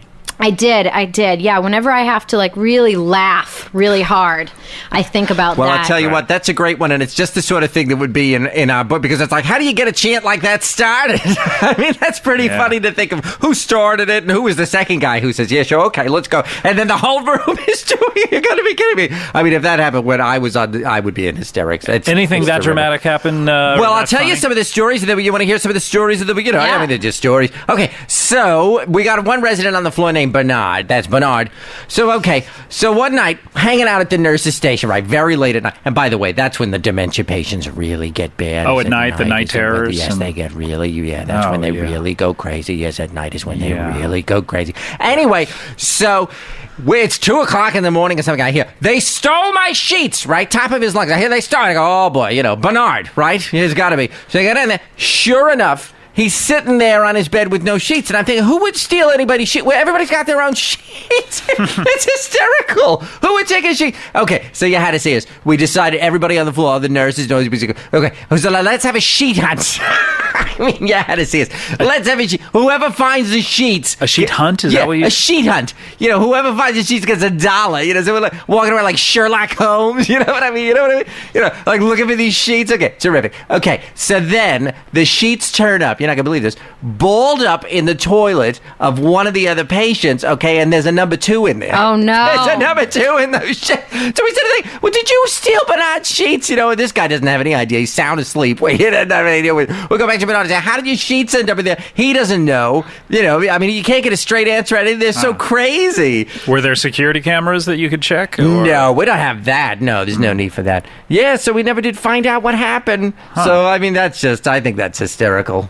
Is that a chapter in your book? Or? Yeah, that's one of the stories. Bernard and the sheets, I call it. The shit in the sheets. Well, you know what? It's a family trying to, it's a family book. I call it a number 2. Something you could read to your children. Sure, you could read it to them at night at a bedtime Christmas story Eve, or something. You know what? That's not a bad idea. Around the fire. Well, different families make their own traditions, and if you wanted to make a tradition and read this book on Christmas Eve, that'd be a good idea. Yeah, that's true. I mean, you want to laugh on Christmas Eve. Yes. You know what I mean? Yes, it's a joyous time, and our Savior is born. So let's have some laughs. You a Christian? Oh, certainly, absolutely. How does that affect your work? Does that make you more of a caring, empathetic person? I think so, yes, because I believe that everybody is Jesus and he's all over the place. Everybody's Jesus? Everybody is Jesus. Well, Jesus said, I'm everybody, so if you see somebody and you think it might be me, it is.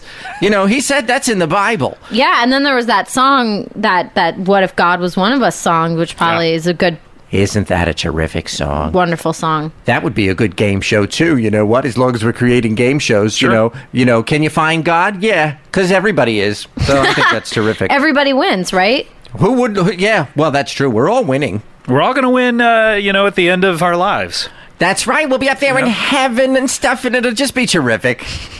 It really will. Mm-hmm. So, do you have any other story? I mean, that story. I mean, if Gillian, I have to confess that story was a little kind of a bummer to me. Yeah, it was a little bit of a bummer. What do you mean by that? I don't. Oh well. Maybe I didn't tell it right, because it's hysterical. Because you never know what he's going to say and what he's going to come out with. But that's probably because he has dementia, though, right? Like, do you have a lot of Bernard stories in your book? Sure, there's other Bernard, but I should tell you about Rosa. If you don't want to hear Bernard stories, I'll tell you about Rosa, because Rosa might be more fun. This is a good one. Okay, all right. Well, this is a good one. So just get ready to laugh, because Rosa, she's usually very quiet, but very, very crazy. So one night she's crying, top of a she's just crying and crying. And we go in there, we have no idea why she's crying. Okay. And we try to, at certain points, it's like, she can't explain herself. All she's doing is crying. So let's try to cheer her up. I mean, you ever see that show, Make Me Laugh or whatever? So we're all trying to make her laugh and get her to stop crying. One of the orderlies pulls a quarter out of her ear, it's just hysterical. I'm doing my Groucho Marx, it's the craziest thing I've ever made, with a fake cigar, right? And we're trying to make her laugh. Nothing works. Okay, so finally we say, okay, you know what? There's a vacant room at the end of the hallway. Let's put her down there. There's a stairwell on one side, supply closet on the other side. Nobody will hear her, because she's waking everybody up on the floor. So we do. We wheel her down there, and she's crying the whole way. You had to see it. She's the whole way down the hallway. Hysterical. So we put her in this vacant room, and it works. We don't hear from her the rest of the night, okay? In the morning, I go in there to check on her. Do you know what? Hand to God, she's dead. Okay, she's dead. Oh. But wait, this is the best. Okay, in her hand is the nurse's call button. She's clutching it in her hand. And that's when I remember. The reason that room was vacant is that the nurse's call button doesn't work in this room. So she had been trying to call us on it, and we couldn't hear her because the button was broken. And she had been dying. Is why she was crying, I guess. So, just, you had to see us, what I'm saying. It's broken. That's why the room was vacant. We were in hysterics.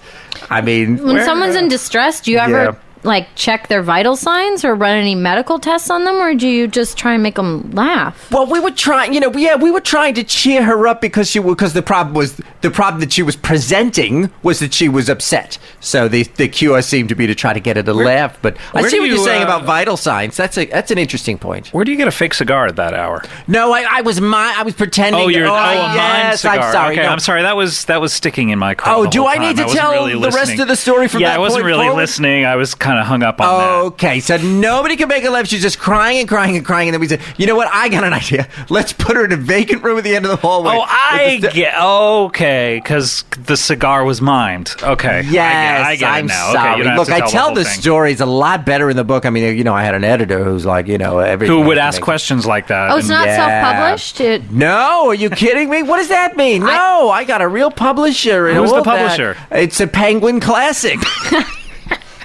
Penguin Classics, it's a Penguin Classic. That's very respectable. Thank you very much. Yeah, well, we're talking Pulitzer, and fingers crossed. Wait, you're talking a Pulitzer? We're hoping. Sure, aim big, right? National Book Award. Do people think it's a satire or something? Why? In what? What do you mean by that? Well, it's a humor book about that's really happened. Look, have I worked a little bit and thought about my Nobel speech? Who wouldn't? Can I pitch something to you?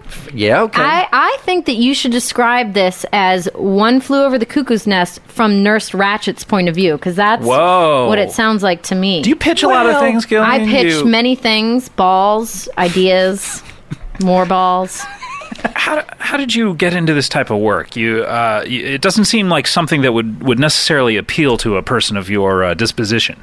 Oh, what do you mean? No, I love helping people, and I love to laugh, and I just love to. I just enjoy frailty, and so these are the things that when I was on a job search, how does one enjoy frailty? What do you mean by funny? that? Just how it is, like if you have a sick dog or something like that. And for a while, I was working with stray dogs, and they were hilarious. If you've ever seen one of these dogs, he's lost a lot of weight, and he's sick or something like that. And he can barely lift up his head. You just want to say, lift up your head. You know what I'm saying? Yeah. So you just basically seek out situations in which you can feel powerful. Like you can feel. Well, don't we all do that? Isn't that what we're all doing? What was your childhood like? Did you did you ever find animals when you were a kid and assert yourself? Did you burn ants? Well, sure, of course, yeah. Well, I lived very near a large woods where there were lots of animals, and there were all sorts of ways, you can surprise. People think squirrels are so fast. They're not that fast if you've got a good arm and if you've got a slingshot or something like that. If you can stun them, in other words. Well, right, precisely. If you can surprise them with a rock or something like that, they're not that fast, and you can get them, and then you can have them for a little while, and you can do whatever you want with them. Once they're yours in a box or something like that, they can't get out of, you can do whatever you want. What do you mean by that? Well, experiments and things like that. You know, it's no coincidence I'm in the health field. I've certainly done some experiments on animals, you know, and things like that. Dissections or... Sure, things like that. And sort of, you know, how cold can you stand it? How hot can you stand it? Stuff like that. Yeah. You know, those kinds of things. And what were your findings on those two? Well, you know, if you put a squirrel, like, let's say, in the freezer, you know, he'll be, after 10 minutes, he'll want to get out of there, but he'll be fine, you know. Overnight, it's a different story. You know what I'm saying? Overnight, it's a very different story because the squirrel is dead. Yeah. You know what I'm saying? And then you're just like, well, and the funny thing is, it's like they're hard as a rock because everything in there froze. And so it's like, you know, bang, bang on a table or something. So that's hysterical. And then also with fire, they don't like it. Yeah. Yeah. So, you know, you do experiments. You had to do an experiment to find out that animals don't like to be set on fire? Well, there's all, yeah. I mean, you know, That's not an obvious assumption, I guess. You Listen. never know, I guess, an animal is different than a human, you know? Yeah. I mean, that's what everything's different. Well, that's precise. Thank you, Scott. That's exactly right. And you know what? You know, I mean, you and I might say, well, it's common sense that the Earth is round. I guess what? They had to do some experiments. Okay? They had to get on a bicycle or whatever they had in those days, or a horse. Yeah. And they had to go around and see if it was a circle. Did you ever try to get into medical school, or you always wanted to be a nurse? You know something? It's funny you should say. I did try to get into medical school, and for a while I said I was a doctor. But it turns out it's very expensive, and they're very, very snooty, and they've got lots of, you know, they got a lot of attitude. Did someone check your credentials, actually? Or? Well, that was the thing. I said to him, I says, look, it should be a breeze for me to get through medical school. I've been a practicing doctor for 5 years now. I said, oh, really? You know, and then next thing you know, it's all... They alert the people that you had told that story to. And, yes, and that's a long story, and then it's, you know... criminal charges, I would Well, imagine, you strike a deal. You know, you just say, okay, I won't practice medicine anymore. Gee whiz. You know, I don't want to go to jail. God, can you believe it? I mean, that's interesting. Did you How know that? dare they? You could go to jail. I mean, this is a true thing that a lot of people probably don't realize, unless I was lied to. You can go to jail for pretending to be a doctor for 5 years and helping people, or trying to help people. You could go to jail for that. That's criminal. It's criminal that they would try and tell you were a criminal. Thank you very much. Did you perform any experiments when you were a practicing doctor? Or? Oh, sure, yeah. I hung a shingle, and I got a lot of patients in there. And you know something? It was a lot of trial and error because, as I say, I had not gone to medical school. I didn't have the books or the learning or anything like that. So it was just kind of trial and error? Let's see what works. You know, what are you telling me? That you have a fever? Let's put part of you in the freezer. I can't get all of you in there. The freezer is very useful when it comes to medicine. Yeah. Is most of what you practice just freezer-based? Well, you know, I mean, you work with what you have, and so I had a pretty good-sized freezer. I couldn't get a fully grown adult in there, but I could get a child in there. So if we had a sick child with a high fever, they'd go in the freezer, you know. Break the fever. You got to break the fever. Well, exactly, because what's the problem? You're too hot? Here's a cold place, you know, and I had an oven, you know. What did your patients think about this kind of like just makeshift practice that you... I'll tell you what's interesting. A lot of people, they want to get better and they want to believe you know what you're doing. So that's a real advantage in the medical field. Did you handle mainly people who didn't have insurance and people from other countries who didn't want to be alerted to the INS? Or Yeah, and transients and stuff like that, and people who didn't necessarily know that they were sick, but I could tell by driving by them at the bus station, and I would say, come on. You know what I mean? And I bring them home and see what I could learn and what Promise they could them a learn hot and if meal. they could get better. Yeah, or a meal of some kind. Where did you practice? Was this in a building of some sort, or was this... It sounds like it was maybe in your house somewhere? That's right. It was in my house. And, it was a house that had been... I found it because it had been abandoned. And but it was a great house. I mean, we had everything you needed. You know, there were rafters you could hang somebody from if their problem was that they're Too short. Too short. Well, yeah, or poor blood circulation. You know what I'm saying? Yeah, Or their neck wasn't sore enough? well, you wouldn't want to make somebody's neck. See, this is why you're not a doctor. You don't want to make somebody's neck more sore, Scott. You would try to make it less sore. If somebody said they had a sore neck or something like that, you might wrap it up in a sheet or something like that. Real tight, though. Real tight, right? To stabilize it, right? Well, right, exactly. Yeah. Because maybe the problem is it's moving too much. Yeah, and then if their face starts to turn a different color, that probably means that it's working, right? I would think so. Yeah, just keep doing what you're doing and pull a little tighter, maybe. Yes, I would think so. Yeah. I notice you laughing while you're talking about this. The practice of medicine still delights you. Well, we had a lot of fun. There was a lot of laughs in those days. Just sort of, because a lot of the time, I'll tell you what. I mean, it's a kind of a con job. Medicine is. You tell a patient, I know what to do, and then you go back and you say to your friend, I don't know what to do. Let's just try something. Did you have accomplices? I don't want the word accomplice. Accomplice? That's not. I know that's the that's wrong a negative word. That's the wrong connotation. word. You sound like the DA. I know. You sound I'm so just like sorry. the DA sounded. Assistants. How about that? Assistants, cohorts. Yeah. I had a guy, his name was Tony. Yeah. And Tony was a sort of a man about town. He was a kind of a gadfly. And he was up for anything. And yeah, he helped me out immeasurably. Wait. He was a gadfly. He was up for anything. Where did you find this Tony fellow? Where did I originally find Tony? You know what he was? I think I met him at the movie theater. What movie were you seeing? I was just going to see there was a film. That's not important. Wait. It's not Where important. was this theater at? It was an independently run Okay. operation. Can you remember any other movies you saw at that theater? I did go there quite frequently, in fact, but I don't. None of the titles. I mean, titles of movies. But Who anyway, can remember titles? Who can remember? Did you ever go? Did you ever take your mom to this theater with you? Did you ever go? I don't believe so. No. Are your parents still around? No. Very tragically, they passed in that very house I was discussing. But anyhow, yeah, Tony was a guy, and So you met him at a theater? Yeah, we had similar interests. Out in the lobby, or certainly not during the movie, because... What about the bathroom? I mean, you meet people in the bathroom that's true. all the time. You're coming out, going in. These sorts of details I don't think are all that illustrative and helpful. But regardless, we hit it off, Tony and I, and immediately, he says, I've got some people at my house who are not necessarily supposed to be there, and so did I, patients. Your parents? Huh? Oh, Yeah, I had some patients at my house, and he wasn't calling them patients at the time. But anyway, we pooled our resources, and we. What were his resources? Because it sounds like you had the location and the knowledge and the know-how. What did he bring to the table? He was very strong. And sort of... intimidating? What's the word? Sort of unencumbered by a sense of right and wrong. And he had a look in his eyes that he just looked at you and you said, okay, whatever you say. Whatever you say, I'll go along with you to the second location. Yeah, right. Yeah, but that kind of a guy, like a force of personality, just a real terrific guy. Just one of those guys you want to work with. That's how I felt, yeah. So he was very helpful. I have a question. So sometimes, Yes. trial and error, inevitably, some of these experiments are going to go wrong, right? I mean... I never looked at it that way. Okay, but Because in the quest for knowledge...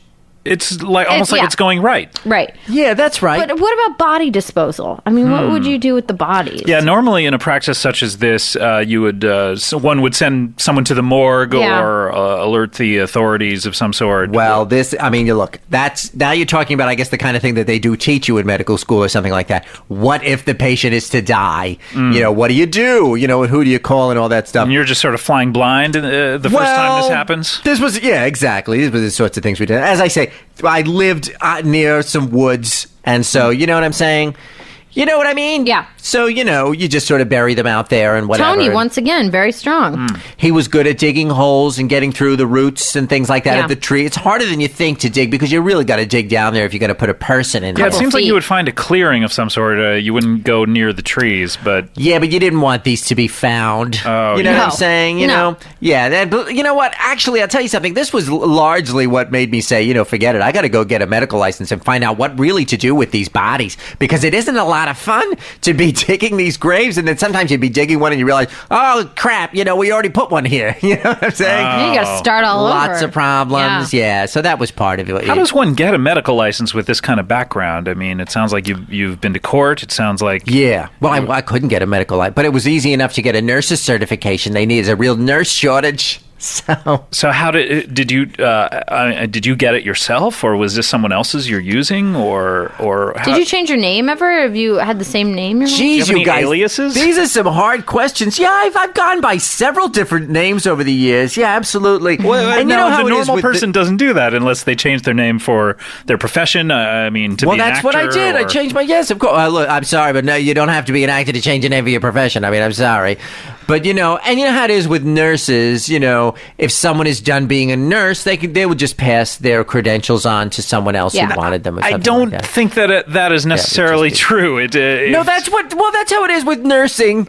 So you're saying you were grandfathered into the profession somehow? I suppose that's what you'd say. Yeah, I mean, there was a nurse who was leaving the profession, and what did she get? She sold me her scrubs, because those are very useful. But do you have to use her name when you're a nurse? Well, do you have to go- luckily, her name was Chris. Oh, that's great. Your Okay, name is Andy. So I used that for a period of time. Yeah. But then, you know what? It got complicated because she then passed away, and then it was, hey, you're dead. But I did think it was a little weird when your publicist came in and gave me your book and your information, but it's Andy with an I at the end. Yeah, that's right. Uh-huh. Yeah. Yeah, I so thought that was a little odd because that's normally a female name. But now it all sort of makes a little more sense to me. Well, the truth is, I mean, it's very difficult to find a male nurse who's retiring who you can get their credentials. That's the fact of the matter. Why, So I had to- and why male? It's easier to get a female somehow? Yeah, because there's just more women in nursing. That's all. It's just a number. Do you encounter a lot of prejudice as a male nurse? Thank you for asking that question. I certainly do. Yes, I really do. A lot of times a patient will say, hey, doctor. And I say, well, I'm not a doctor. I'm a nurse. And they go, well, you're a man. And I just say, hey, drop your bigotry. And sometimes you got to get physical. In what way do you... Well, if somebody's being a bigot like that, you got to get physical. And, Do you got to bring Tony in? You know what? Tony helps me out a lot on the floor with the senior citizens. And he's- Tony works with you. Well, not in any official capacity, but from time to time, if it's like somebody's got to go out the window, you know what I mean? He sounds like a real people person, though, so he probably just enjoys being around the patients. He right? does. He's fun. He's a lot of Yeah. fun to have around. He comes to the floor and everybody just goes, oh no, it's Tony. What's going to happen this time? Does he get paid at all for his work? Or? Well, we pay him in things that he likes. Huh. Yeah. What does he like? Oh, he's very low energy. He has very low energy, so it's Coke? There you go, yeah, or things like that, or it's just something to help him with his energy because he has I think he's hypothyroidic. Oh. Yeah, so it's good for him to have Well, I would not stimulant. imagine another great thing about being in the hospital is that you've got closets and closets full of pills. I mean, Yeah. just sitting around, and none of the patients really need those, right? So, Right. I mean, they're just mainly there for your whether they guys. need it or not, I mean, that's something that you do. You say, well, what if I take her, her pills or his pills or something like that and go out, whatever, just sell them or something or take them or whatever, and let's see how he does without them. Yeah. And if he's doing okay, well, then it's fine. But I mean, look, if they're not doing so great, you bring the pills back maybe, Well, or that's cut them in nice. half, something like that. Yeah. Do you have some sort of prescription pad or something where you're able to prescribe drugs to people? Well, I don't know if I should be talking about this on the radio. Well, why not? This isn't the radio, though. It's a podcast. Sorry, we're no longer on the radio.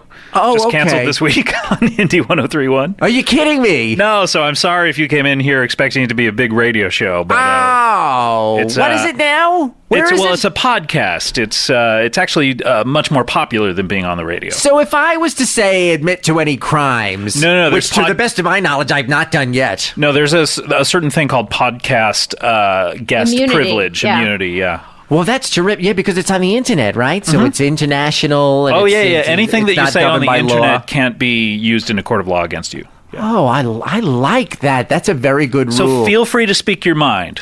Yeah, But sure. they will come after you for tax evasion, so make sure that... Yeah, don't mention any kind of taxes thing. Do you have tax problems at all? Well, that's a bit of a problem because some of the things that I'm into are a cash business. Yeah. You know what I'm saying? Yeah. Yeah, in particular. And I mean, with all the names you've got going, how can you keep track of all That's of it? true.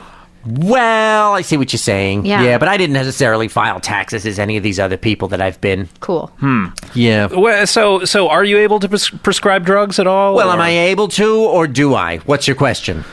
Gosh, choose wisely. I don't know. I do. You do? Yeah. Well, what happens is that these doctors can be careless with their prescription pads. Really? I've always heard that they have those under lock and key. They're the most valuable tool in a doctor's arsenal. Yeah, well, sure, but you can get them drunk, or you can give them some money, you know what I'm saying? You can get your hands on those prescription pads, and then you can run them off, you know what I'm saying? You can go, you can go to Kinko's or whatever, and you can make copies, and then all of a sudden you're a doctor with a prescription pad, and so that's fun. And so everybody can get pills. Yeah. But that's just how it is. Do you take anything yourself? Oh, no. I don't want to get involved in any drug. All I take is Valium. That's all I take. I sometimes take Percocet and things like that. And I just, things like that. But I don't want to get involved in any drugs. When you say things like that, it seems like you're taking more than. Oh, right. Well, just, Percocet. Various different kinds of painkillers. But I don't want to get involved in any of that. I take, Painkillers that numb the emotional pain as well? Or? Oh, sure. Yeah. Some of those, and also just physical pain. And thinking, the funny thing is that sometimes one pill will do both, and you just zonked out for a weekend. But I don't really do drugs of any kind. How do you feel about the show Nurse Jackie? Do you like that show? You know what? A lot of the nurses talk about that. I'm not interested in it because, as far as I'm concerned, what I hear is that it's a drama, and I say, nursing is funny. It should be a comedy. Yeah. Well, it's considered to be a comedy at the Emmys. I mean, it is. Gillian, you would know that more than any of us. I do know that. Probably taking away some of those nominations. Yeah, Nurse Jackie it's a comedy. It's really funny though. You have to give it that though. It's a great funny show. Is it? Should I give it a try? It's maybe the funniest show on TV. Which Really? is the Emmys have recognized it as such. I had no idea. I was told it was a very heavy drama. Oh, I think that is casting it in a totally different light. Well, then I'll than check what it out needs because to be. I love to laugh. Yeah, I think it's right up your alley. It really is. Then. Well, terrific. Well, then I will watch it. How did your parents die? Can we get back to that? Oh, it wasn't really that interesting. It was just a sort of a thing where they were constantly, when you get old and you complain about being cold a lot of the time, and we were just trying, Tony and I, we were trying a heat cure was all, because they were complaining incessantly, really, about being cold. You're getting emotional. You just choked up for a second. Well, it was very sad watching them burn. And watching them burn. So you tried a heat cure that burned them. What we did is we started a small fire at their feet. Yeah, because in particular it was the feet. I mean, you couldn't get them. What do you call them? The extremities. No, what's the word? Circulation? No, I'm looking for a specific thing you put on your feet. Slippers. You couldn't get them slippers that were warm enough for their feet to get them to stop complaining about, it's cold. And this house, because it had been abandoned, did not have heat, You'd moved your parents into an abandoned house? Yeah, right. Mm-hmm. Some sort of shanty that you had set up in the woods there? It was a house that I found to start my practice, okay, and they were living in a condo, and they were having all these health problems, and I said, why don't you come to the hospital, as we sometimes called it, Tony and I, and I'll see what I can do for you. And while they were there, it was nothing but, I'm so cold, don't you turn on the radiator? Why isn't there drywall? Why is there just tarps? Exactly. What's with the leaks and all this stuff, and how come, can you get the raccoons out and all that? So, we just did a thing where we said, well, let's warm up your feet with fire. I mean, what's hotter than that? One thing leads to another. Did you use those kind of measured tones when you were saying this? Or? Oh, no, they were under our skin. It was a little more emotionally they were really charged. under our skin. You were irritated. Yeah, something? Yes, to tell you the truth, because it had been incessant complaining. How come you're not feeding us? And, why is it so cold? So, yes, there was a little bit, I'll tell you, it was a heated tone of, okay, how about this? If your feet are so cold, I listening to you talk, I really feel like you're one of those people who was born in the wrong time. I really feel like the Middle Ages would have been you much could have been more a great dentist. Wow, what a romantic time that was in the Middle Ages. The leeches and the Black Plague. I mean, you could have. I really feel like you could have done a lot of good back then, and just corpses everywhere too. You know what I mean? Like, I wouldn't have liked that. No, you don't like corpses everywhere? Once something becomes a corpse, you're not interested just a anymore? Problem at that point. Really, you just want to bury it as quickly as possible. Get it out so of once there, the light goes off in the eyes, that's when you lose interest. Yeah, pretty much. You're not going to get any more laughs out of it. Although, do you enjoy Ed Gein, I think he got a lot of laughs out of some dead bodies. Who did what? He had a lighthearted spirit, though. Yeah, he did, and a whimsical air. Ed, you don't know about Ed Gein? I would have thought you would have been very. I don't know anything about Ed Gein. Ed Gein, he's a fellow who just had some of the. You share some of the same interests. He made housewares out of people's dermis after they died. Lampshades, curtains, stuff Yeah. like that. I wish we had met because, we kind of had a hobbyist. Yeah. Yeah, well, we had quite an accumulation of bodies, and it might have been nice to get some money out Waste of them. not, want not. I Right. think that was Ed Gein's motto. Yeah. Can I ask, how many times have you seen that light go off in someone's eyes where you know that they've passed on from this plane into whatever else is out there? I don't... Heaven, I mean, heaven. Going heaven to according heaven. to you, Yes, yeah. I'll meet all these people again in heaven. And You I'll, think it's going to be a good meeting? oh, certainly. I mean, they're up there with George Washington playing the harp and all that. And they're having a great time. I didn't know George Washington played the harp. In heaven, he does. In heaven, everyone plays the harp. Yeah. He's had a couple hundred years to learn it. But anyhow, I think it's going to be a great Do you reunion. see that as heaven, as you get harp instruction the minute you get there? Well, that's what I would want when I arrive through the pearly gates. I'd say, okay, now I finally have time to learn to play the harp. Yeah. So let's get to it. It takes a long time.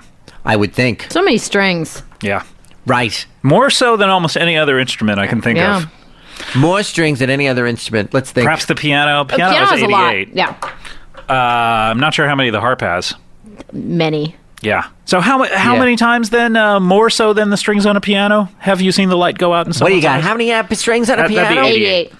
That's funny because there's 88 keys on a piano. Did you know that? That, I think, is It pure may course- coincidence. Yeah, yeah, Pure that's coincidence. Has interesting. They nothing- just lucked into that, Yeah. I believe. That's interesting. The two have nothing to do with each other. I have seen, I would estimate 500 people die. Well, people, and not just animals. People. Oh, you want to throw in animals? Yeah, please do. Let's get a really comprehensive list here. Now we're well into the, we've got to be getting up to 10,000. Wow. 9,500 more animals than human beings. I would say so, yeah. It took Are a you while before I allowed got into to people. own pets legally in the state of New Jersey? Oh, I mean, sure. Has there ever been an investigation? Have you ever had to deal with an investigation of any kind? Lots of investigations. Are you kidding me? How do you Absolutely. sidestep these? I go underground.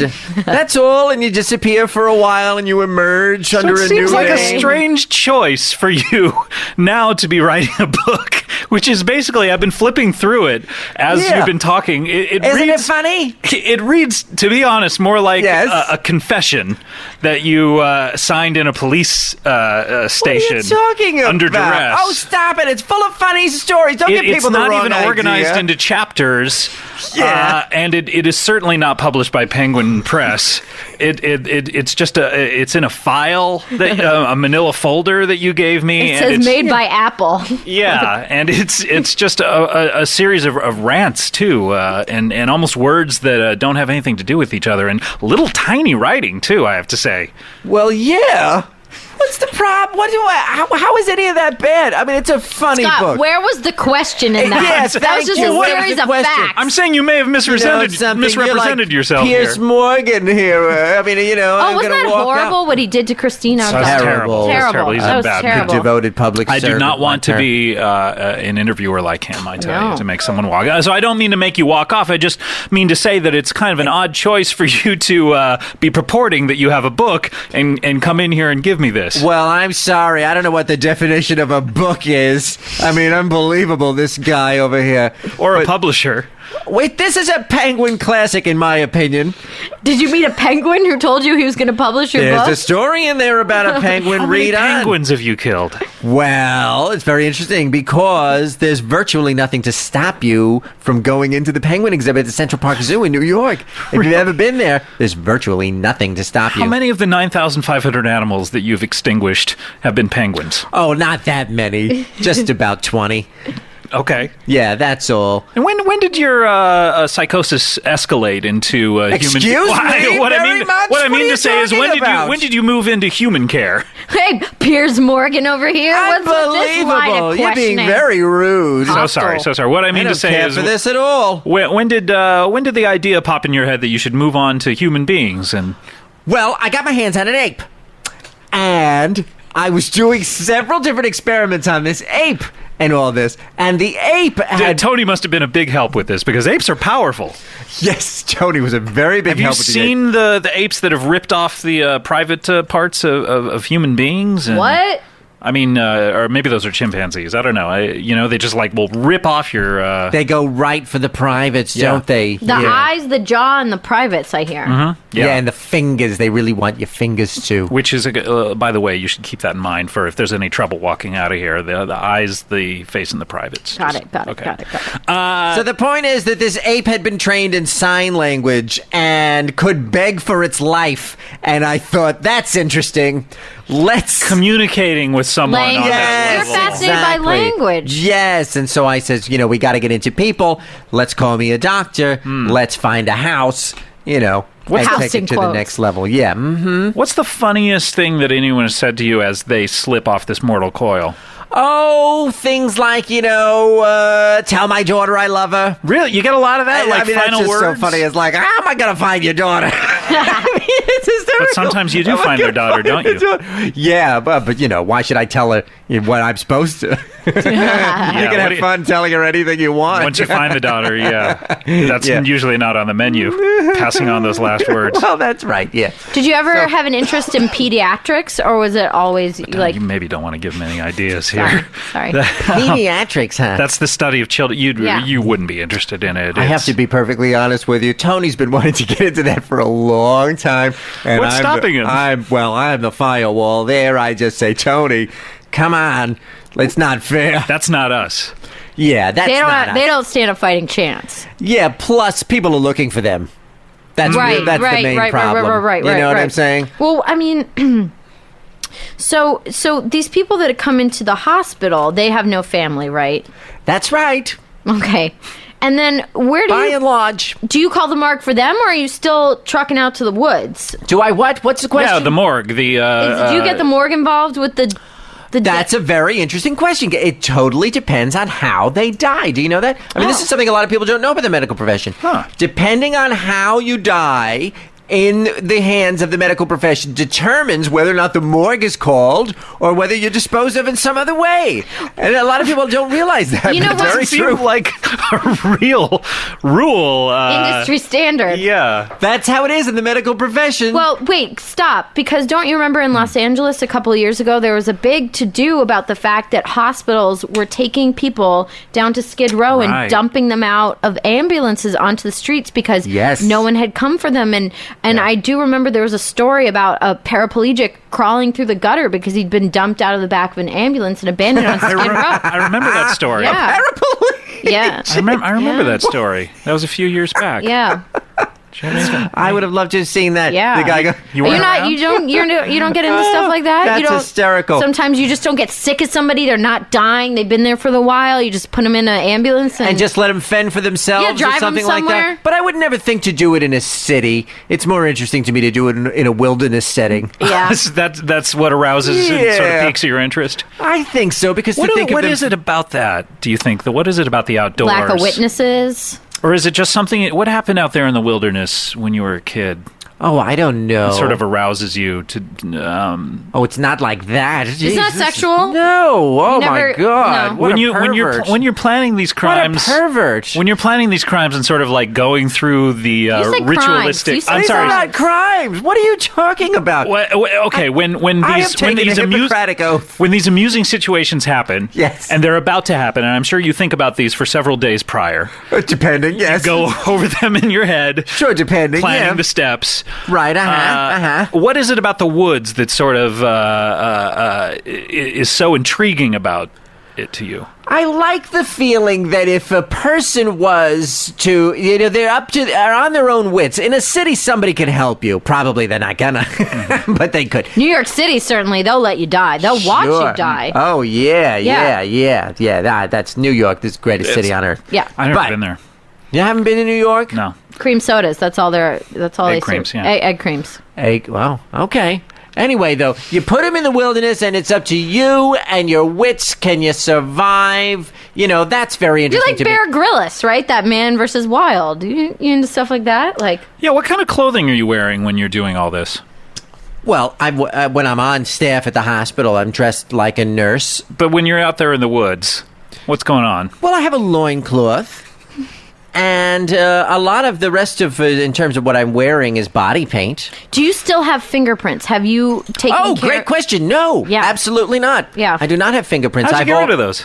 Oh, well, you know what you have to... the weird thing is, one of the cruel ironies of the human body is that they will come back. You have to continually file them off. Yeah. How often do you have to do this? Well, it's, every once in a while I'll just look at my fingers and I go, okay, it's time, it's about once a month I got to get back in there. And Do you enjoy, file them though, off. the process of doing that, filing them down? You know what? These days, Tony does it for me. Really? Yeah, I say, Tony! Hey, what a great Do you live relationship. together? Do you guys live together? Have You guys moved roommates? Tony, no, he comes and goes. You can't really predict Doesn't have a Tony's set movements. schedule? No, you can't predict. That's part of Tony's his charm, movements. though. Yeah, that's right. Anything can happen with Tony. Yeah, you never know what's going to go on with him or what he's up to or who he's Yeah. got with him. You know what? I shot a movie once in rural Wisconsin, and right when we arrived, it was called Wisconsin Rapids, and everybody said, "Have you guys heard about the Rapids rapist? Have you heard about the Rapids rapist?" Oh boy, this is gonna be good. Yeah. Yeah. I don't know why, but I'm just thinking about this story right now, just talking to you. And this guy, he would drug guys at this local bar, and then when they passed out, he would kidnap. That's He would drag them out very of the bar? judgy word. Well, sometimes they would He would assist them. pass out in their car, or take them back to his house. He would anesthetize them. Yeah. He had them tied up in his garage, blindfolded, naked, and he had a shotgun that was booby trapped to go off if they tried to get away. Is that right? Yeah, and so he told them that he was going to kill them. He told them he was going to shoot them. And the one kid said, well, before you kill me, will you at least give me a cigarette? And so, being a compassionate guy, Sure. he says, sure. And somehow these darn kids managed to get down and run to the neighbor's house. And, Using only a cigarette? yeah, I know, before he came back with the cigarette. Oh, I see. okay. I get it. I thought that was some MacGruber shit. Yeah. That was very accommodating of him to go out for But cigarettes. I don't know for whatever Not a you're talking bad about. guy. You're talking about Tony. For some reason, I'm thinking of the story. I don't know why. But Yeah. Tony, ever been out there in where was Wisconsin this? Rapids? Wisconsin? Out to Wisconsin? Yes, he did go out to Wisconsin for a period of time, but only to rape boys. Oh, okay. So That- it doesn't sound like your Doesn't story. sound like the same guy. Doesn't sound like your story. You know what they called him too? The Rapids rapist, but the part of town where he kidnapped them from was a triangular block that had a lot of bars, so they called it the Bermuda Triangle. Oh. Well, now we're having fun. Yeah. I mean, that's That's fun. whimsical. Yeah, the Bermuda Triangle. You don't know when you're going to get shot. Well, gosh, Andy, this is you're a fascinating guy, I have to say. Well, I didn't know we were going to get into all of this. It's fascinating. I didn't know we were going to have such a wide-ranging discussion. Well, no, I mean, that's what we do on the show. We try to get deep into the mind and background yeah, of people the and backstory, and yeah. really and don't worry about the security team that's assembled outside. There are a lot of guys out there. I What's noticed going you. on? I'm glad that you paid no mind when I pressed that button underneath the table. So thank you for allowing me to do that. What's And- going on here? No, nothing. I mean, What's we're the just, story with buttons and guys? just some buttons, some guys. The usual reception one gets when they drop off this kind of manifesto. It is a manifesto, right? Well, it does talk about what's coming. For sure, there's a lot in there I about haven't gotten to that chapter yet. about what's coming. Yeah. Well. Yeah. Wow, so you're delighted by what's coming. Yeah, because what I'm going to do today is I'm going to kill myself. Oh, really? And then I'm going to come back as an all-seeing dragon. And I'm going to Okay. sweep across the land and turn all of Earth into an uncontrollable conflagration, and I will see you all in heaven. Okay, well, we'll see you there, and hopefully by the time I get there, you'll have learned how to play the harp. Count on it. All right, well, thank you so much, Andy. Thank you. Buy the book. I don't know if that's possible, but Yeah. where can people see you do this? Is this a public thing, or are you We're- going out to the woods to do what? Oh, killing myself? Yeah. Well, what I've decided to do is to challenge Tony to a knife fight, and I know I'm going to lose because he's real big. Yeah. So But that's it. That's the brave hero's way to go out. You know what I mean? Suicide by Tony. It's been done before. That appears to be the end of our show, other than, of course, our last feature, which is the What's Up Hot Dog Memorial Plugs. Gillian, what do you have to plug coming up? Obviously, Community. Our season 2 DVD will be coming out. What kind of extras can Oh, so many. We did. You seem put out by this. I'm just so excited. Oh, okay. DVD commentary for every single episode. Is that all of you, or did you take turns on episodes? We take Okay. turns. Yeah, we can't. There's some of us that can't be in the room at the same time when we're not being paid. So, so you can't have everybody all together. But Seems cryptic, but all right. I have some guesses. yeah, and also, it's got we do this cast evaluation thing where Dan Harmon, the creator of our show, sits us all down one by one and tells us how we're failing. It kind of reminds me of Juilliard. Yes. And what else? We've got a lot of blooper reels, one per disc. I love bloopers. 4. You can watch. You ever watch those Cannonball Run movies with the bloopers at the end? No. That's how I think every show, no matter be it Community or Damages or Breaking Bad, that's how I think every show should end. Just credits, see the bloopers, see the people laughing. Well, go out on a high note. the thing I'm most proud of is that for 2 seasons running, you can watch me pick my nose in the blooper reel of Community. So that right? I did it season 1 and I did it season 2. So Good. Unbeknownst to you, just kind of a just something that you do without thinking about it, or no, it involves Danny Pudi and I, who play Abed. He really helps me out with my booger situation because we sit next to each other at the study room table. So season 1 was a really extended nose picking assisted by Danny Pudi. Season 2 is slightly shorter, but I think still sort of gonna like chimps, just kind of picking stuff off of each other's faces. Yep. So that for me, do I need to give you another reason to buy the DVD? No, just, I think I've said it all. Yeah, You can watch pick my Gillian pick her nose on the season 2 DVD, And Dom DeLuise and Burt Reynolds are on it? Yes, they are. Okay. Yeah, both of them. Yeah. Yep. Great. and Frank Sinatra just laughing even though he wasn't in the same room with him. Is that right? Yeah, if you watch Cannonball Run 2, the bloopers afterwards, he filmed all of his scenes without anyone else, but they cut him into bloopers, and you just get a reaction shot of him going, ha, ha, ha, ha. It's really funny. Now, Andy, what do you have to plug? Obviously, the book and your plans for today. Yes, that's right.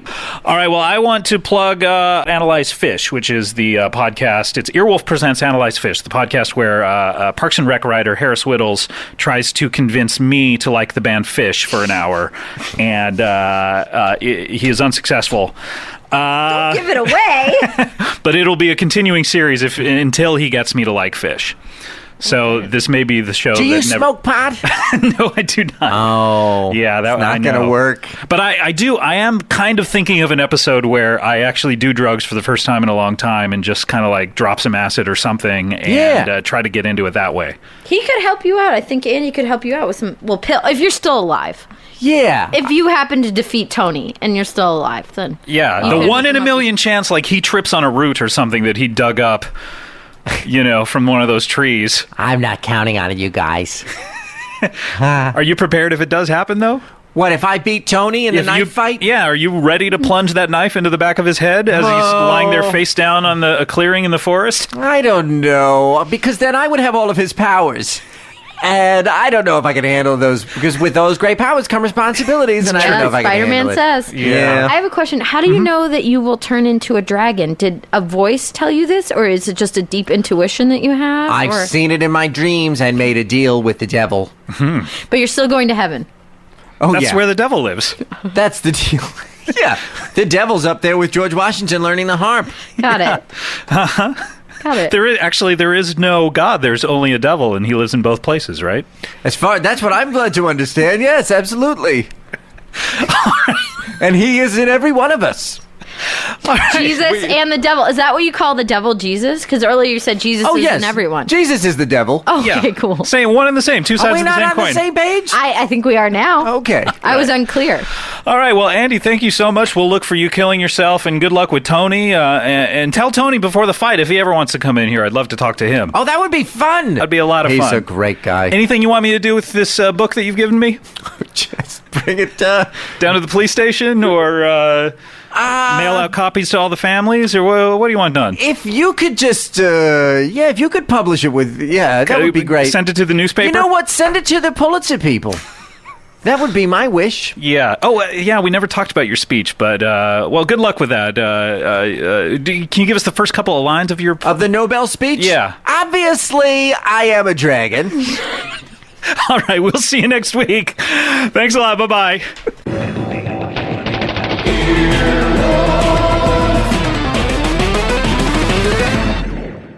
earwolfradio.com.